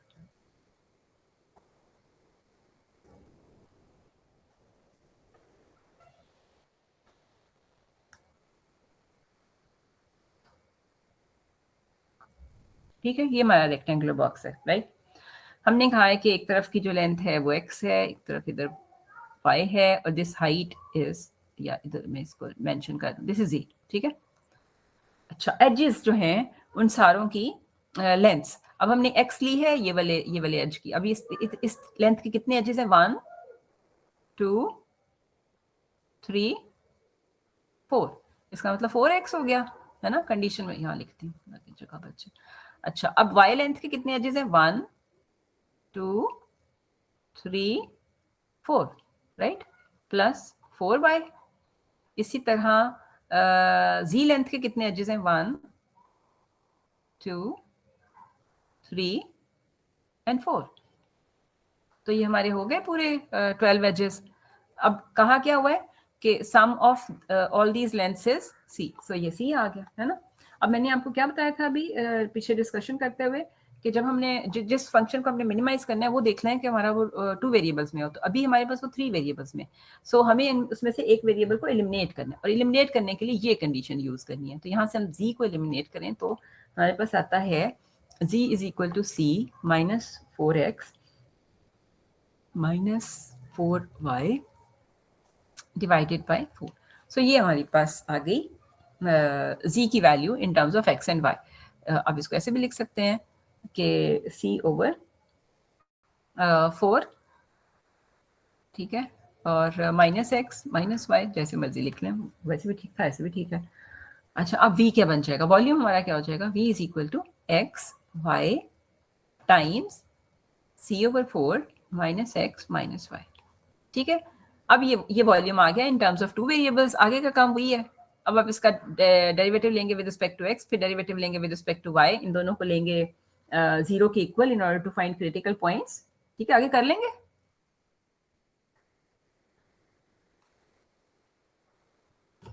जी थोड़ा सा कर दें आगे। अच्छा, चलिए आगे भी कर देते हैं। इसका डेरिवेटिव ले लें विद रिस्पेक्ट टू x, तो क्रिटिकल पॉइंट्स लेने हैं ना, तो उसका वही तरीका है जो हमें पता है। So derivative with respect to x क्या होगा?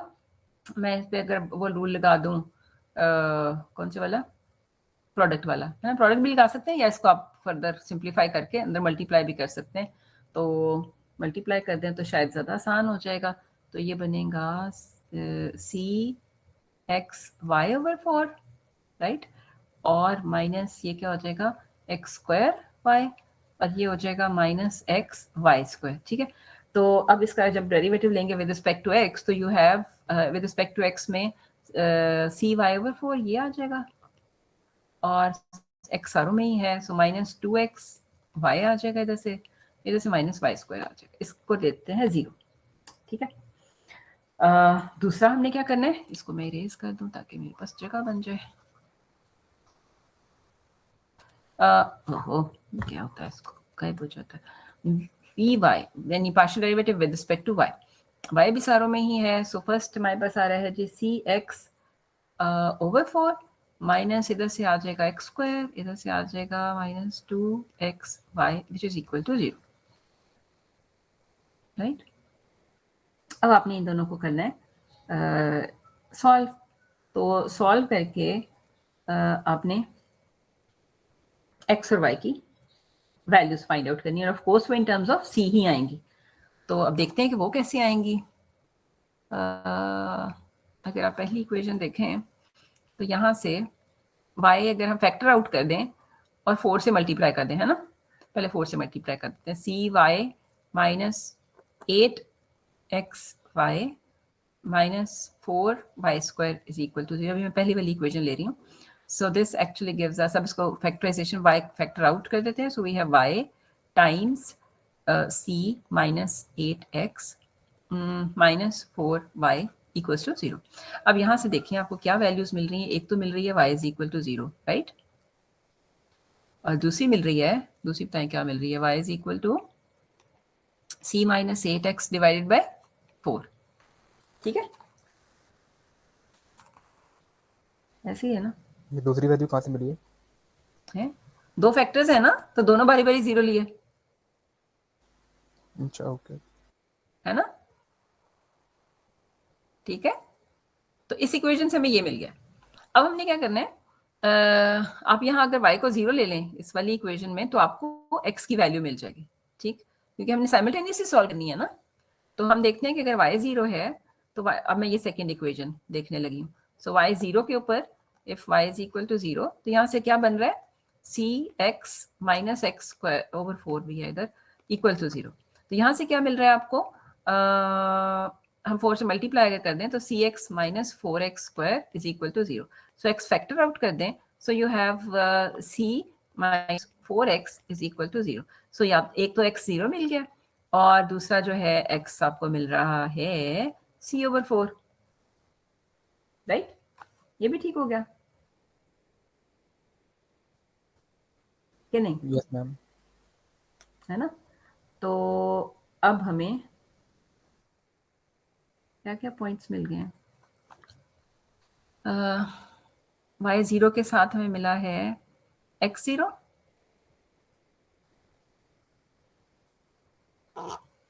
और x is equal to c over 4, यानी दो पॉइंट्स मिल गए 0 0 एंड c ओवर 4 0। ठीक है, इसी तरह अब ये वाली जो y is equal to c minus 8x over 4 है, इसको इस इक्वेशन में सब्स्टिट्यूट करेंगे और y x की वैल्यूज मिल जाएंगे, राइट।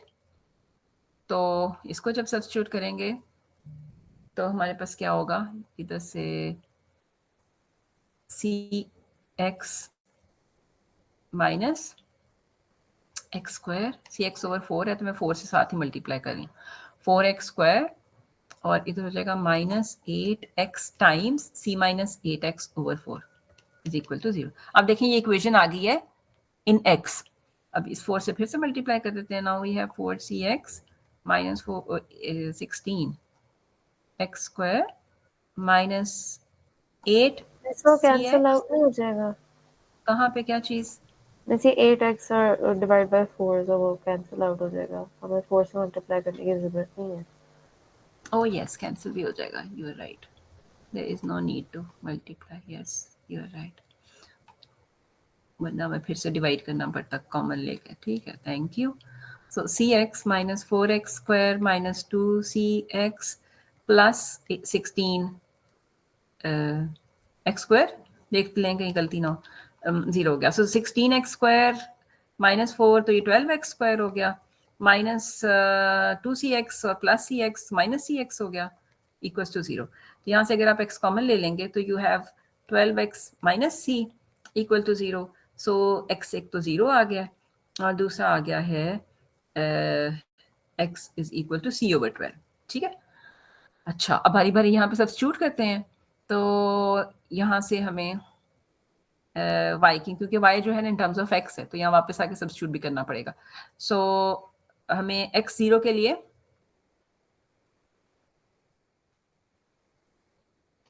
x 0 के लिए y क्या मिल रहा है, y is equal to c over 4।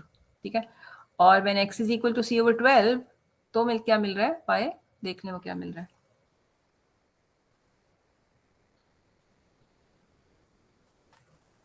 One over 12।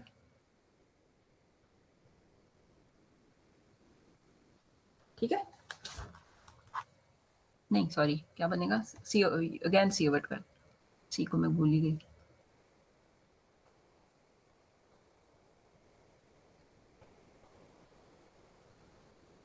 Check कर लें क्या बनता है। c minus 8c over C over 12 भी बन गया। c ओवर 12 भी आ रहा है। सो c ओवर 12 ठीक हो गया। So these are the points. यहाँ से क्या बन रहे हैं 0 0 और c ओवर 4 0 और इधर 0 c ओवर 4, ठीक है, और c ओवर 12 राइट। अब इन सारे पॉइंट्स के ऊपर आपने क्या करना है, वो जो टेस्ट है आपका, ठीक है, वो लगा लेना है।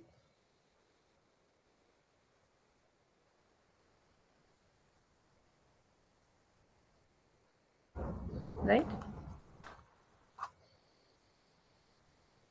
और आप इस पे ये भी कर सकते हैं क्योंकि आपकी वो एक बाउंडेड वो है, आप सारी वैल्यू इन पे वैल्यूज, बस ये जो पॉइंट्स आए हैं इन पे वॉल्यूम की वैल्यूज देख लें, जहां मैक्सिमाइज करना ना, हाँ जहां मैक्सिमम होगी that would be the point जहाँ पे ना भी आप उसको करें। आप इन सारे पॉइंट्स पे जो आ गए हैं ना 0 0, क्योंकि ये उस तरह से लोकल वाला सवाल तो है नहीं, तो 0 0 पॉइंट आया, मैं इन टर्म्स ऑफ पॉइंट्स लिख देती हूँ। 0 सॉरी इधर से आएगा x ओवर, सॉरी ये क्या है यार, c ओवर 4 0, इधर से आ जाएगा क्या आया है 0 c ओवर 4, इधर से आ रहा है c ओवर 12।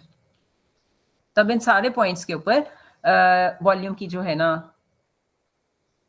वैल्यू वो फाइंड करना, तो जहां मैक्सिमम होगा वो आपका क्या बन जाएगा, पॉइंट ऑफ मैक्सिमम वैल्यू, जहां पे मैक्सिमाइज होगी आपकी। और डायमेंशंस, कॉरिस्पॉन्डिंग डायमेंशंस क्या होंगी, कॉरिस्पॉन्डिंग डायमेंशंस के लिए आप फॉर एग्जांपल अगर मैं कहती हूँ इस पे आ गई है मैक्सिमम वैल्यू c ओवर 12 पे, इसका मतलब है आपकी x जो है वो c ओवर 12, जो y है c ओवर 12, तो z ढूंढने के लिए आपने यहाँ पर c ओवर 12 सब्स्टिट्यूट करके थर्ड डायमेंशन ढूंढनी है। ठीक है, कर लेंगे आगे। Yes, miss. ओके, तो इस तरह से आप जो भी गिवन हो अकॉर्डिंगली आप, लेकिन उसमें अगर एक 2 से ज्यादा वेरिएबल आ गए तो ये जरूर देखना है, जो मैं बार बार कह रही हूँ कि कंडीशन कोई गिवन है तो उस कंडीशन से आप इसको एलिमिनेट कर लें वेरिएबल को। Right, so we are done with chapter 14। Oh हमारी बुक कहाँ चला गया ये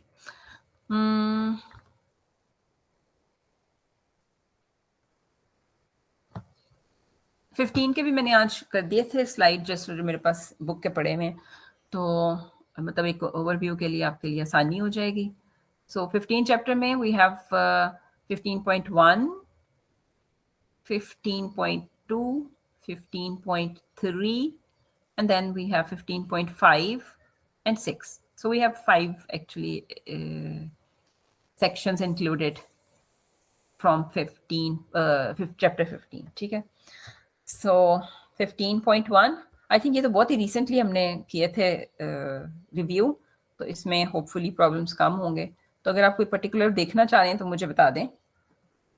डबल इंटेग्रल है, डबल इंटेग्रल में आपको जो हम कह रहे थे कि क्या करना आना चाहिए, उसको एक आइटरेटेड इंटेग्रल बनाने के लिए आपको डोमेन ड्रॉ करनी आनी चाहिए, है ना, क्योंकि डोमेन हमारी जो है वो प्लेन रीजन्स होंगे। So in 15.1 planes regions are rectangular regions, और रेक्टेंगुलर रीजन्स कौन से होते हैं, जहां पर एक्स और वाई दोनों की जो लिमिट्स हैं वो क्या होती हैं, कांस्टेंट होती हैं, है ना, ये याद रखना है। तो अगर हमारे पास वो रेक्टेंगुलर रीजन नहीं है तो फिर आपके एक्स और वाई की लिमिट्स कांस्टेंट नहीं होंगी। तो वो गलती नहीं करनी है जो कर देते हैं आप, कि एक्स वाई की कांस्टेंट लिमिट का मतलब है कि वो रेक्टेंगुलर रीजन हो जाएगा, दोनों की कांस्टेंट लिमिट का मतलब ये।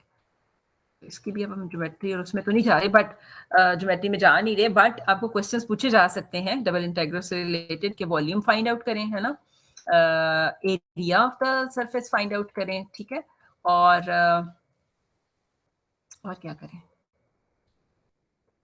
वॉल्यूम हो गया, एरिया हो गया, ये कुछ ही था इसमें जो हमने पढ़ा था। हाँ एक और चीज़ भी पढ़ा था, average value, yes, average value find करें।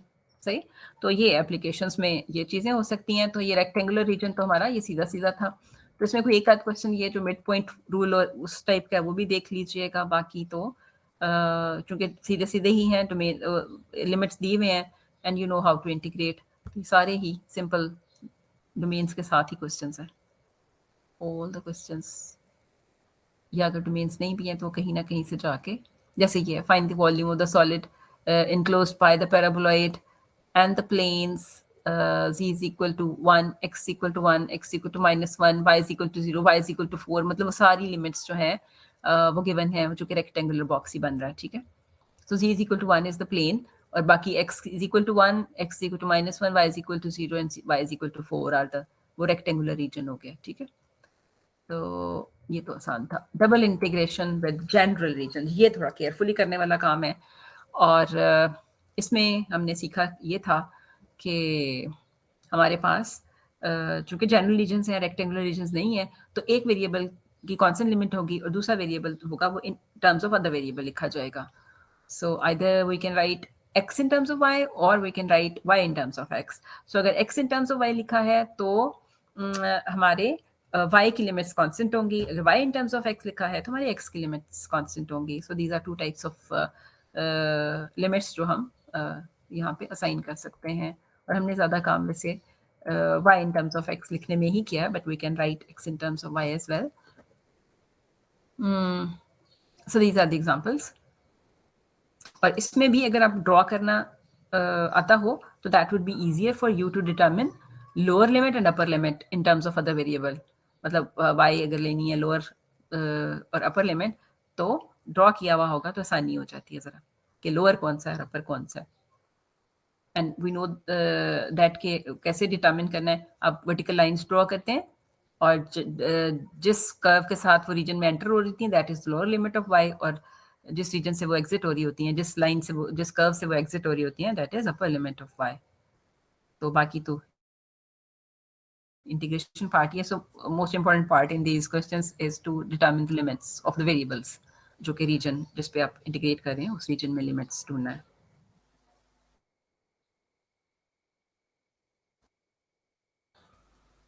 ठीक है मैम, इसके अंदर चेंजिंग ऑर्डर ऑफ इंटीग्रेशन वाले सवाल एक अदा करा दें। चेंजिंग ऑर्डर रहने दें, वो हमने आपको मेरा ख्याल नहीं करवाया है सच। असाइनमेंट में था ना, तो वो बड़ा मुश्किल हो रहा था। कोई बात नहीं, अच्छी बात है ना, वो तो मतलब आपको पता तो हो ना। और मैम इसमें क्वेश्चन 15 है, वो उसमें बताया हुआ है कि जो दोनों ऑर्डर से लिखे। क्वेश्चन कौन सा 15? 15 उन्होंने कहा है दोनों ऑर्डर से लिखे और 32 ईयर है। हाँ हाँ, ये तो आपको पता होना चाहिए। इसको मैं करके आपको बता देती, ये पता होना चाहिए। तो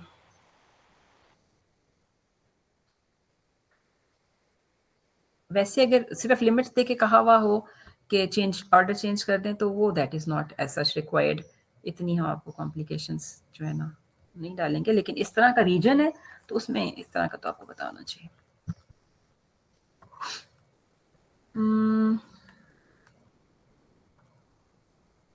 डी है और y d a है, and d is bounded by y is equal to x minus 2 and x is equal to y square। ठीक है, तो सबसे पहला काम जो मैं आपसे हमेशा कहती हूँ कि ड्रॉ कर लें रीजन, तो हमें बहुत आसानी हो जाएगी x और y की लिमिट्स ढूंढने के लिए। चाहे वो हमने y के लिए ढूंढनी है इन टर्म्स ऑफ x, तो चाहे हमने x के लिए ढूंढनी हो इन टर्म्स ऑफ y। तो अगर हमें ड्रॉ किया हुआ है तो वो दोनों तरह से ही आपके लिए आसान हो जाता है, और उसमें हमें ये भी पता चल जाता है कि हमें उस रीजन को ब्रेक करने की ज़रूरत तो नहीं है। समटाइम्स ये भी हो जाती है ना, जैसे मैंने आपको बताया था कि फिर वो यूनियन ऑफ टू रीजन्स बन जाएगा। So first of all let's draw. ठीक है, ड्रॉ करने के लिए पहला जो आपका लिखा हुआ है वो तो लाइन है, तो लाइन ड्रॉ करने के लिए हमें सिर्फ इंटरसेप्ट्स भी अगर ढूंढ लें तो दैट इज इनफ, या कोई से 2 पॉइंट्स अगर आप देख लें। सो दिस इज, ये हो गया x इज इक्वल टू 0 तो y इज इक्वल टू -2 करके ये कुछ बन रहा है। So this is the point. और when y is equal to 0 तो x इज इक्वल टू 2 बन रहा है, तो this is the point. Line के लिए कोई से भी 2 पॉइंट जो यूजुअली मैं इंटरसेप्ट लेकर ही ड्रॉ कर देती हूँ. सो ऑफ कोर्स फ्री हैंड करी हूँ, इतनी अच्छी ड्राइंग नहीं है. ओके, नेक्स्ट जो है x is equal to y square वाला पैराबोला है ये. तो अच्छा, एक और काम में ड्रॉ करने से पहले, ताकि हम वो रफली सही कर लें, हमें इनके पॉइंट ऑफ इंटरसेक्शन भी देख लेने चाहिए. So this actually gives us x is equal to y plus 2. तो यहाँ से हमें पॉइंट ऑफ इंटरसेक्शन ढूंढने के लिए हम क्या करते हैं, दोनों एक्सिस को सेम कर देते हैं. So y is equal to y plus 2, y plus 2 is equal to y square. तो यहाँ से हमें मिल रहा है y square minus y minus 2 is equal to 0. तो यहाँ से y की क्या वैल्यूज मिल रही हैं, क्या मिल जाएंगी बताएंगे?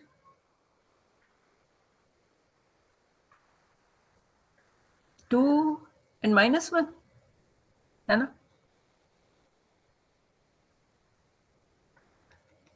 देख लें अगर कहीं गलती ना हो जाए. अगर y की ये वैल्यूज है तो x फिर हमारा क्या हो जाएगा, किसी एक में सब्स्टिट्यूट कर देते हैं. So when y is equal to 2 तो x is equal to 4, right. और when y is equal to minus 1 तो x is equal to 1, right. So these are the point of intersection. तो वो हम जरा यहाँ पे कर लेते हैं. 1 एंड माइनस 1 यहाँ करके कहीं पॉइंट आ जाएगा, ठीक है, लाइन के ऊपर. और दूसरा पॉइंट क्या बन रहा है, 4 एंड 2. सो ये 2 था तो यहाँ कहीं 2 होगा, और इधर करके कहीं हम रफली ड्रॉ कर लेते हैं. अच्छा, अब हमने ये वाला पैराबोला है.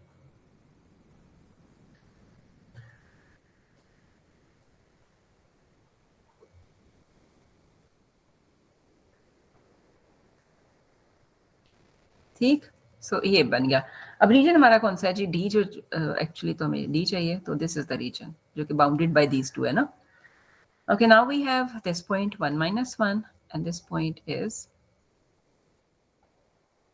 4 2. ठीक है. अच्छा, अब हमें इसे लिखना है. इंटीग्रल को लिखने के लिए ऑफ कोर्स हमें लिमिट्स चाहिए. तो उसके लिए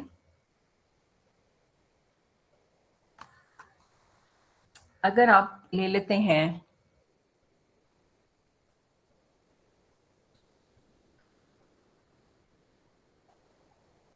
अब यहाँ पे देखें जरा,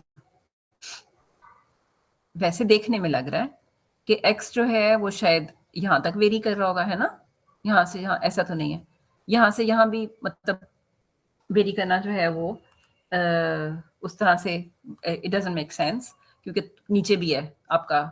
और यहाँ पे अगर आप यहाँ से यहाँ ले लेते हैं x की, फॉर एग्जांपल यहाँ से यहाँ पर, तो आपके y की जो लिमिट है ना, क्योंकि अब y आपने इन टर्म्स ऑफ x लिखना है, तो y जो है वो इन टर्म्स ऑफ x नीचे जो है वो negative square root of x है, ऊपर positive square root of x है, राइट. तो ये कुछ बात बन नहीं रही. सो बेहतर ये है इस तरह के क्वेश्चन के अंदर आप इसको 2 पार्ट्स में डिवाइड कर दें. ये एक y की प्रॉपर डेफिनेशन वाला पार्ट हो गया, और ये ऐसे, ठीक है.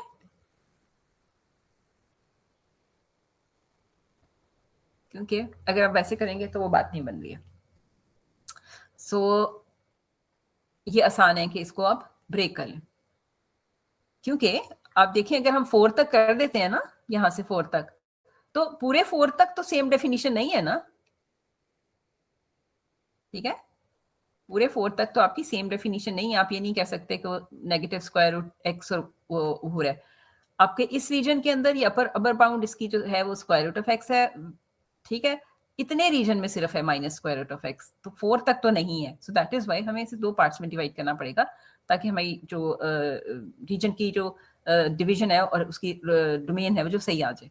उसका तरीका ये होता है कि फिर प्लस कर लेते हैं. आप इस वाले रीजन D1 में अलहदा से करेंगे, D2 में अलहदा से इवेल्युएट करेंगे, और उन्हें ऐड कर देंगे तो D में आ जाएगा, ठीक है. अब हम देखते हैं कि D1 में अभी मैं कौन सा वाला कर रही हूँ, मैं x को कांस्टेंट लेके कर रही हूँ, फिर y को कांस्टेंट लेके करना है, वो भी देखते हैं कि वो कैसे होगा. सो अगर हम x को कांस्टेंट लेके कर रहे हैं तो D2 रीजन जो मैंने बनाया और D1 रीजन, इसको मैं D2 नीचे वाले को लिखा. सो D1 रीजन में क्या हो रहा है, अब आप मुझे बताएंगे कि हमारा जो है D1 रीजन, उसमें x की वेरिएशन क्या होगी. लेस और इक्वल टू 4, ठीक है, और मोर देन इक्वल टू क्या आएगी?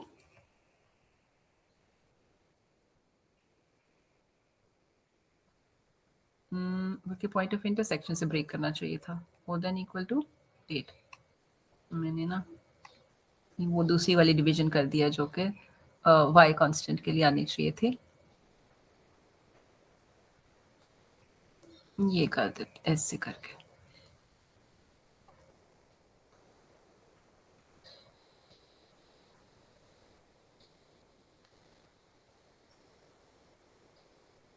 क्योंकि जैसे कह रही थी कि यहाँ तक अगर करेंगे तो 4 तक सेम डेफिनेशन नहीं आ रही है, ये सिर्फ 1 तक आ रही है, x इज इक्वल टू 1 तक आ रही है।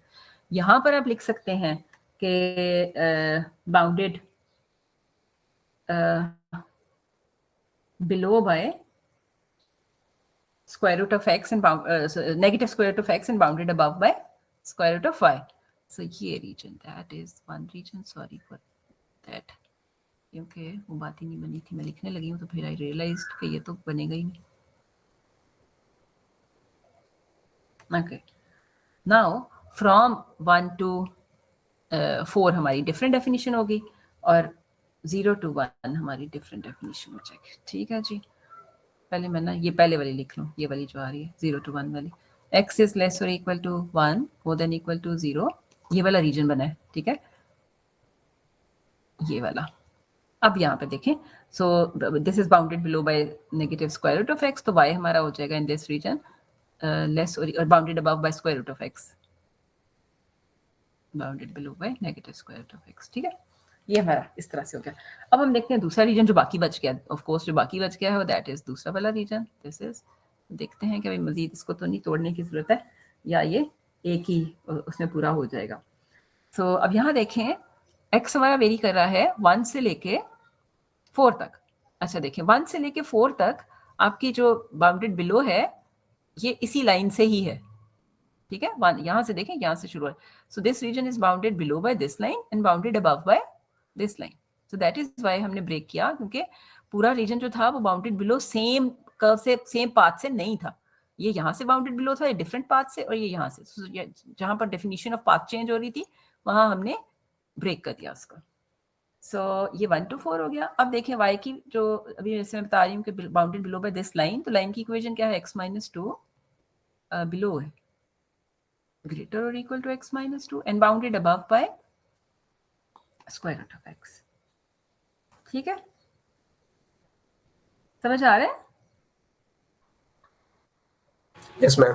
तो ये तो हमारा हो गया अगर हमने x को कांस्टेंट लिया। अब आगे तो अब बाकी तो आप कर लेंगे, d1 के साथ इसको अलग से सॉल्व करें, इस वाले को फिर d2 के साथ अलग से, और दोनों को ऐड कर देंगे तो आपका आंसर आ जाएगा, वो आप खुद कर लीजिएगा। हम दूसरा देखते हैं, दूसरा क्या होगा। अच्छा यहाँ पे वैसे मैं लिख देती हूँ, चलो एक काम कर लेते हैं, दोनों लिख देती हूँ कैसे करना है। ये क्या बनेगा 0 to 1, ये बनेगा negative square root x to square root x, और ये y तो ऐसे ही रहेगा। अब चूंकि हम क्या करें विद रिस्पेक्ट टू y पहले करें, तो ये dy और dx हो जाएगा प्लस 1 to 4, और ये बन रहा है x - 2 to square root of x, yes y, और फिर हम विद रिस्पेक्ट टू y ये अंदर वाली जो लिमिट्स हैं ये y की हैं, सो dy और dx, ठीक है, आगे का काम आप कर लें। सो दिस इज टाइप 1 हो गया, चलो हम इसको टाइप 1 कहते हैं, केस 1 कह देते हैं, ठीक है। अब दूसरा केस देखते हैं, रेस्ट जो है ना do it yourself. Now case 2, शक्ल ने तो चेंज ऑफ कोर्स नहीं होना और पॉइंट ऑफ इंटरसेक्शन ने भी चेंज नहीं होना। अब हमने सिर्फ ये देखना है कि हमारा y कांस्टेंट लेके x की क्या लिमिट्स बनती हैं, और y कांस्टेंट लेके कहाँ जाके आपके x की जो डेफिनेशन है राइट और लेफ्ट चेंज हो रही है, ठीक है। सो अगेन हम इंटरेस्टेड होंगे हमारे जो पॉइंट ऑफ इंटरसेक्शन है, तो वहाँ से हमें एक मिल जाएगा रीजन। तो देखें यहाँ पे क्या हो रहा है, y जो है हमने y को कांस्टेंट लेना है, सो y कांस्टेंट का मतलब ये है कि y in this region actually vary कर रहा है इस पॉइंट से लेके इस पॉइंट तक, है ना? देखिए लोएस्ट इस रीजन में y की वैल्यू क्या है? -1। मैक्सिमम इस रीजन में y की वैल्यू क्या है? 2। ये बात समझ आ रही है कि कैसे आपने करनी है, y की लिमिट्स कैसे लेनी है? यस ठीक है, तो y हमारा हो गया, सबसे पहले हम वो लिख लेते हैं जो कांस्टेंट ले रहे हैं। सो लेस और इक्वल टू 2, ग्रेटर और इक्वल टू -1।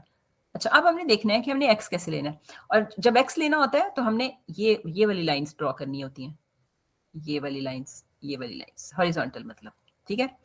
अब जिस कर्व से ये लाइन एंटर हो रही है, उस कर्व, वो वाला कर्व क्या हो जाएगा? Lower limit. और जिस कर्व से एग्जिट हो रही है, वो वाला कर्व क्या हो जाएगा? अपर लिमिट ऑफ x हो जाएगी, ठीक है। अच्छा, अब यहाँ पर अगर आप देखें तो यहाँ पर डिफरेंट डेफिनेशंस नहीं आ रही हैं। अब जब ये हॉरिजॉन्टल लाइंस आप ले रहे हैं ना, तो ये इसी कर्व से ही एंटर हो रही हैं। ये जो आपका कर्व बन रहा है ना लेफ्ट पे, पैराबोला, ठीक है, वहीं से एंटर हो रही हैं और एग्जिट लाइन से ही हो रही हैं, डिफरेंट नहीं हो रहा। पिछले केस में डिफरेंट हो रहा था कि अगर हम यहाँ लाइन ड्रॉ करते थे तो इस कर्व से एंटर होती थी, एग्जिट उस कर्व से होती थी। जब यहाँ करते थे तो लाइन से एंटर होती थी, इसलिए वो ब्रेक करना पड़ा 2 पार्ट्स में। और मेरा कम गया, मैंने इतनी मुश्किल से बनाया था, प्लीज डोंट गो अवे। जी, ठीक हो गया, ये बात समझ आ रही है? सो अब देखें, आपकी ये सारी लाइंस जो हॉरिजॉन्टल हैं वो एक ही, मतलब इस पैराबोला से एंटर हो रही हैं और इस लाइन पे एग्जिट हो रही हैं। इसलिए यहाँ पर एक ही डेफिनेशन आएगी, एक ही मतलब पाथ होगा। जो लोअर लिमिट है वो भी एक होगा और जो अपर लिमिट है वो भी एक ही होगा। डिफरेंट होंगे बट वो एक ही होगा, ब्रेक करने की जरूरत नहीं है हमें। सो एग्जिट हो रही है इस वाले से, ठीक है। सो इसका मतलब हमारी अपर लिमिट होने वाली है लाइन। सो लाइन है तो उसकी यहाँ पे अब हमें क्या चाहिए, चूंकि x की लिमिट ले रहे हैं ना, तो x in terms of y लिखना है। तो यहाँ से x in terms of y क्या आएगा? y+2, लेस और equal to y+2 and more than equal to, यानी lower limit more than equal to हमारा x जो है y²। बस इतनी सी बात है, ठीक है। अब लिखेंगे, जब इसको लिखेंगे कैसे? -1 to 2 और y+2 ऊपर और नीचे x², नीचे y²। और यहाँ y, और यहाँ क्या लिखूं भला? dA की जगह क्या लिखूं? पहले तो x से एंड देन y से। यस, dx dy, राइट, ठीक है, ऐसे। तो ये था, ठीक है जी। सो आई होप कि ये बात भी समझ आ गई। इनमें से आसान वाला कौन था? कौन सा आसान वाला? ऑफ कोर्स केस 2 है इन दिस। हाँ, इन दिस केस 2 आसान है।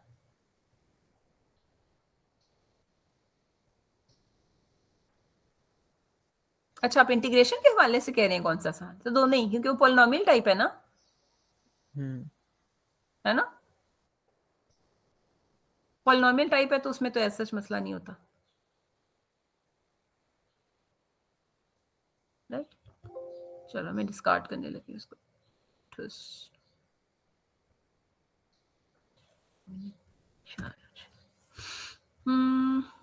ओके, तो ये था जी हमारा 15.2 भी।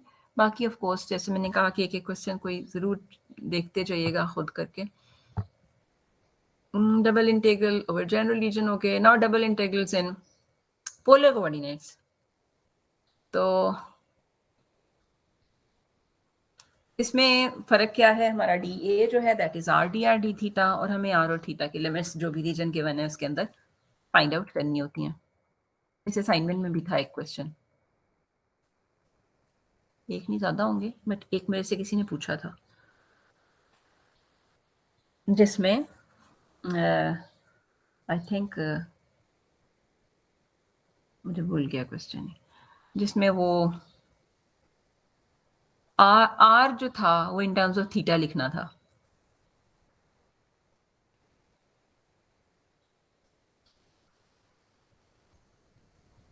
पता नहीं आपको कुछ नहीं याद? जनरल वाले करवा दें, जितना 15 है, 35 है, 34, 35 है। हाँ, यानी कि इसमें भी जनरलाइज वाले जो हैं वो वाले करवा दें। 15 हो गया, यहाँ पे 35 हो गया, इस तरह वाले जो हैं। ये वाले में इस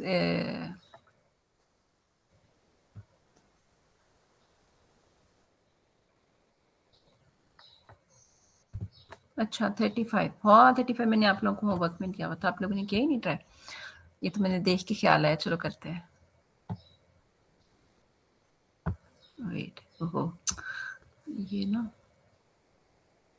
तनी पहले पिक्चर आ जाए करती थी, मुझे स्क्रीनशॉट लेना पड़ता है या तो, या फिर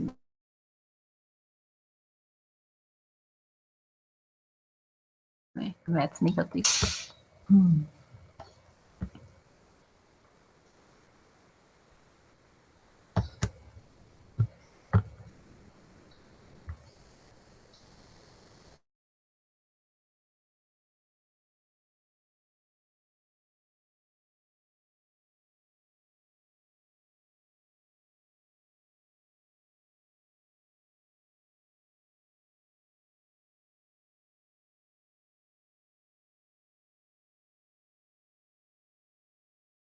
कोऑर्डिनेट्स के साथ कर लेंगे। तो पढ़ते हैं पहले। A swimming pool is a circular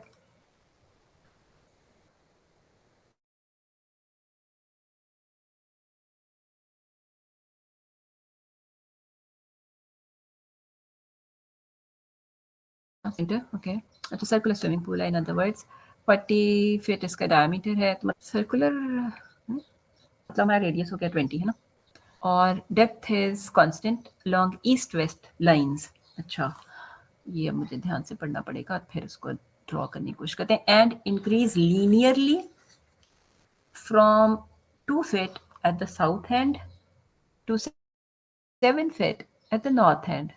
Okay, find volume of water in pool, यानी एंड पे हमने इसकी इंटीग्रेशन करनी है in order to find volume.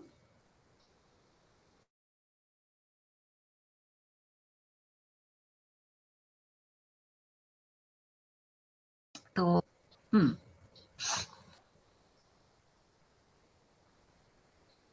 Try करते हैं। ईस्ट वेस्ट लाइन वाली ये वाली बन गई है ना,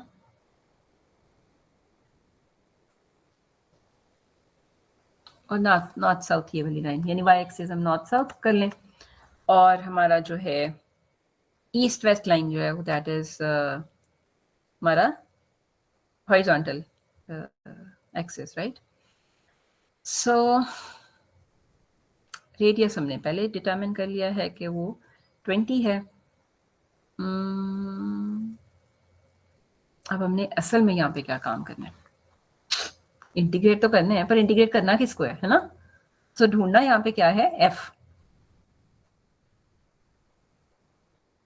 एक्स वाई ढूंढ लेंगे तो पोलर कोऑर्डिनेट में उसको डिटरमिन कर लेंगे, ठीक है। अच्छा अब आपका क्या ख्याल है कि एफ एक्स वाई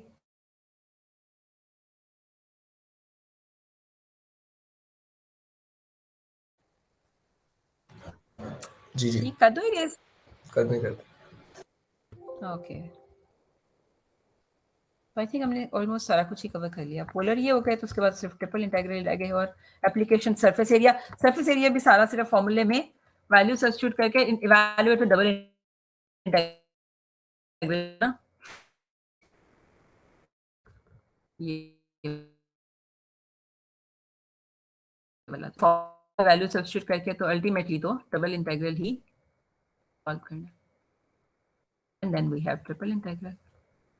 और ट्रिपल इंटीग्रल की एप्लीकेशंस में क्या आ जाता है, वॉल्यूम फाइंड करना, जो कि कहाँ है ये वाला, ये वॉल्यूम, डोमेन का वॉल्यूम फाइंड करना, ठीक है। तो इसमें भी हमने लिमिट आपको हर तरह के बताए तो हैं।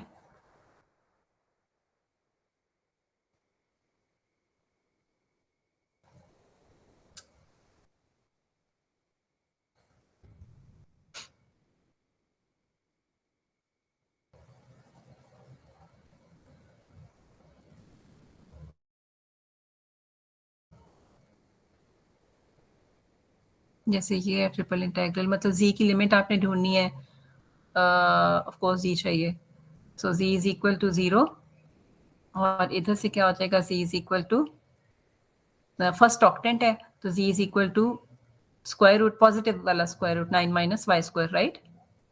फिर उसके बाद हम किसी एंड वाले को हमने लेना है कांस्टेंट। अब आप क्या करेंगे, z इज इक्वल टू 0 पे सारा कुछ प्लॉट करेंगे, y square is equal to 9 plot कर दें, y is equal to 3x line plot कर दें, x इज इक्वल टू 0 और वहां से x और y की लिमिट्स ले लें। तो सबसे पहले z की निकाल के हाँ ट्रिपल इन, हाँ ये वॉल्यूम वाले क्वेश्चंस जो हैं ये भी हमने डिस्कस तो किए थे, but if you want to discuss, ये 20 वाला तो मैंने लास्ट टाइम करके दिखाया था ऑनलाइन वाले में। और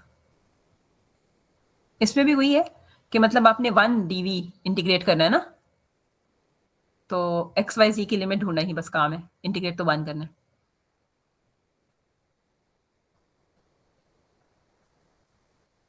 ठीक है, बाकी करके देखिएगा। इन केस कोई प्रॉब्लम हो तो आप मुझे ईमेल कर सकते हैं, तो I will try to help you out. अगर कोई क्वेश्चन करते हुए प्रॉब्लम आ रही हो तो मुझे बता दें, ठीक है। सो आगे 16th चैप्टर है। अब ना मैं भी थक गई, पता है। मैं तो लास्ट 2 ये रह गई हैं, सिग्मा 1 हैं? तो छुट्टी, मैंने क्या? सिग्मा 1 स्किप कर दें, सिग्मा 1 स्किप कर दें, 2 और 3 देख लें। हाँ 16.1 का तो हमने कल क्विज दिया है ना। और 16.2 में लाइन इंटेग्रल्स हैं, जिसका तरीका ये होता है कि हम तरीके ही सीख रहे हैं सिर्फ। तो उसका तरीका ये होता है कि आपने जिस कर्व के अलॉन्ग इंटीग्रेट करना है ना, लाइन इंटेग्रल इवैल्यूएट करना है, उसकी पैरामीट्रिक इक्वेशन चाहिए होती है। ds की वैल्यू, अगर इन टर्म्स ऑफ ds है तो ds की वैल्यू चाहिए होती है, और ds की वैल्यू क्या होती है, square root of dx by dt square plus dy by dt square whole square root. ठीक है, और मतलब c की जो पैरामीट्रिक इक्वेशन फाइंड आउट की, वहां से उसमें x को विद रिस्पेक्ट टू t कर रहे हैं, y को with respect to t integrate sorry differentiate करें, स्क्वायर लें, ऐड करें, स्क्वायर रूट ले लें, सो टाइम्स dt, वो आपका ds बन जाएगा। बाकी आपने क्या करना है, जो भी आई हैं पैरामीट्रिक वैल्यूज एक्स और वाई की, वो यहाँ सब्स्टिट्यूट करें एक्स और वाई की जगह पे, और जो लिमिट आई है पैरामीटर की वो यहाँ पे इम्प्लीमेंट करके तो डेफिनेट इंटेग्रल इवैल्यूएट कर दें। सो ये इसका सीधा सीधा तरीका होता है। और अगर आपके कर्व की डेफिनेशंस चेंज हो रही हैं तो फिर आपने अलॉन्ग एवरी पाथ उसको इवैल्यूएट करना है और ऐड कर देना है पीस वाइज, अगर डिफाइंड आपका पाथ है तो। जैसे कि वाला है, ये पीस वाइज डिफाइंड है, यहाँ पर 0 से 1 1 तक एक डेफिनेशन है, 1 1 से 1 2 तक डिफरेंट डेफिनेशन है। तो इसमें यही कुछ ही है। तो डी, जहाँ डी एस लिखा होगा वहाँ डी एस की वैल्यू जरूर करनी है। अगर डी एस नहीं लिखा हुआ, कहीं वो डी एक्स और डी वाई में है, तो फिर वहाँ डी एक्स और डी वाई लिखने हैं इन टर्म्स ऑफ टी। सो जो भी लिखा होगा अकॉर्डिंगली आपने सारा का सारा जो इंटीग्रेंड है ना, उसको इन टर्म्स ऑफ टी करना है कन्वर्ट, टी की लिमिट्स के साथ डेफिनेट इंटीग्रल को एवेल्युएट कर देना है। सो इसमें इतनी मुश्किल बात है नहीं है, ऐसा सही है ये।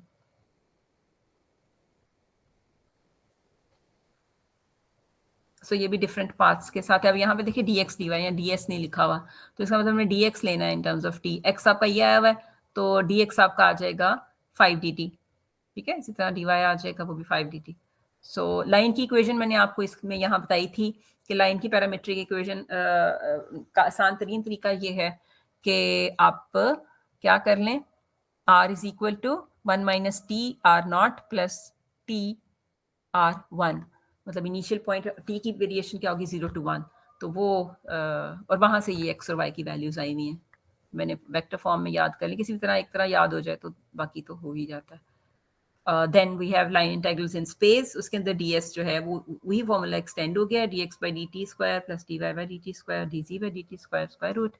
और अगर dx dy dz हैं तो वो ऑफ कोर्स जो पैरामीटर आपने इंट्रोड्यूस किया अकॉर्डिंगली वो उनकी वैल्यू भी आ जाएगी, जैसे ये एग्जांपल नंबर 6 में। और इसमें भी लाइन सेगमेंट वैसे ही बनने हैं, 1 minus t r naught plus t r 1, लेकिन उसमें क्या होंगे एक्स वाई जी 3 कंपोनेंट्स होंगे। सो ये लाइन वाली जो इक्वेशंस हैं ये आपको याद होनी चाहिए। Then we have line integral of vector fields, वो क्या होगा एफ डॉट डी आर, जो कि वर्क डन है, वो ये हो जाएगा। तो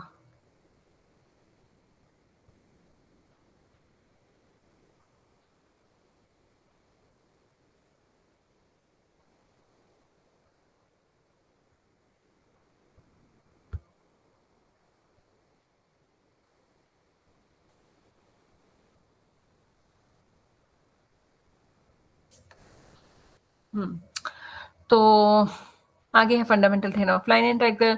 फंडामेंटल थ्योरम लाइन इंटीग्रल ये कहता है कि अगर हमारे पास जो फील्ड है ना, वेक्टर फील्ड, अगर तो वो gradient of some scalar field है तो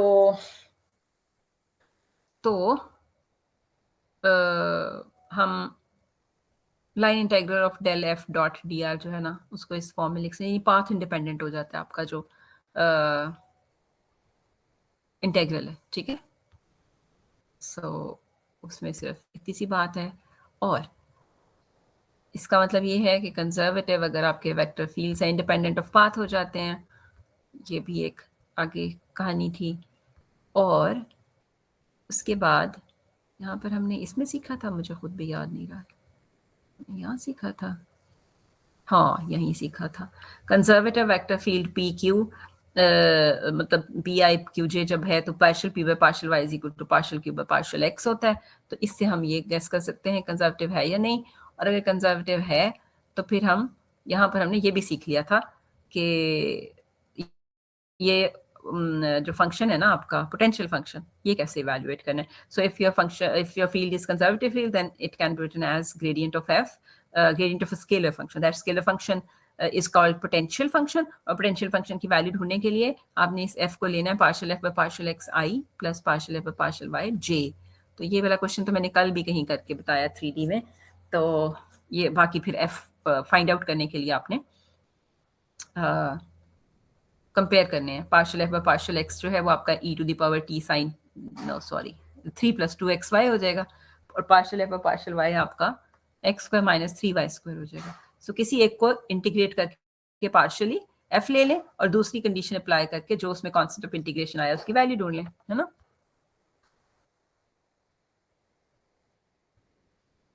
ये इस तरह का भी मैंने कल करवाया था, कल वाले ये हमने नहीं किया था, कंजर्वेशन ऑफ एनर्जी टाइप चीजें। ठीक है जी, चलें एक दफा गो थ्रू तो हो गए, जाएंगे तो प्रॉब्लम्स अगर होंगी तो बता दीजिएगा, क्योंकि अब मैं बहुत आगे। मैम 16.3 तक सिलेबस है जी, और मैंने ना वहाँ पे स्लाइड्स भी 16.3 तक ही शेयर की हैं, मैंने कंफ्यूजन ना हो, कोई ज़्यादा ही ना पढ़ के आ जाए। है कोई पता थोड़ी होता है। जितना आगे से पढ़ता जाएगा उतना पीछे से भूलता जाए, सीरियसली। चलें, गुड लक, होगा होपफुली, जो भी होगा तो तैयारी बस रखें। आप अगर हर तरह के उसका एक एक क्वेश्चन भी कर लेंगे ना तो थोड़ा सा तो आइडिया हो जाएगा, तो उसको आप और इतना भी नहीं है मुश्किल बात। तो हमने 2 घंटे से कम में एक दफ़ा रिव्यू तो कर ही लिया है, तो अगर आप इसी तरह 2-3 घंटे और लगा लेंगे, हर तरह के क्वेश्चन ज़रा गो थ्रू कर लेंगे, या अगर कहीं सॉल्व किया हुआ है आपने पहले तो उसको देख लेंगे, तो आसानी हो जाएगी। ठीक है, ओके, जाऊँ अब मैं। मैम सवाल आसान आएंगे ना, जैसे आपने क्विज में दिए थे वैसे ही सवाल आएंगे? देखिए, क्विज़ेस असाइनमेंट दोनों तरह के सवाल हो सकते हैं। सो जैसे मैंने कहा कि हमारे जिस तरह के क्वेश्चंस हैं ना, जो मैंने आपको कहा हुआ है प्रैक्टिस करने के लिए, सो उसी से मिलते जुलते ही होंगे ना, सेम तो नहीं ऑफ कोर्स ज़रूरी कि वो पूछे जाए। तो ये slides for chapter 14 are there यार, क्यों है, ये देखो पड़ी हुई है, कैन यू सी, पीछे जाए ना, ये देख 15 Feb की पोस्ट हुई है क्या, हसनैन कह रहे कि नहीं थी तो वो है।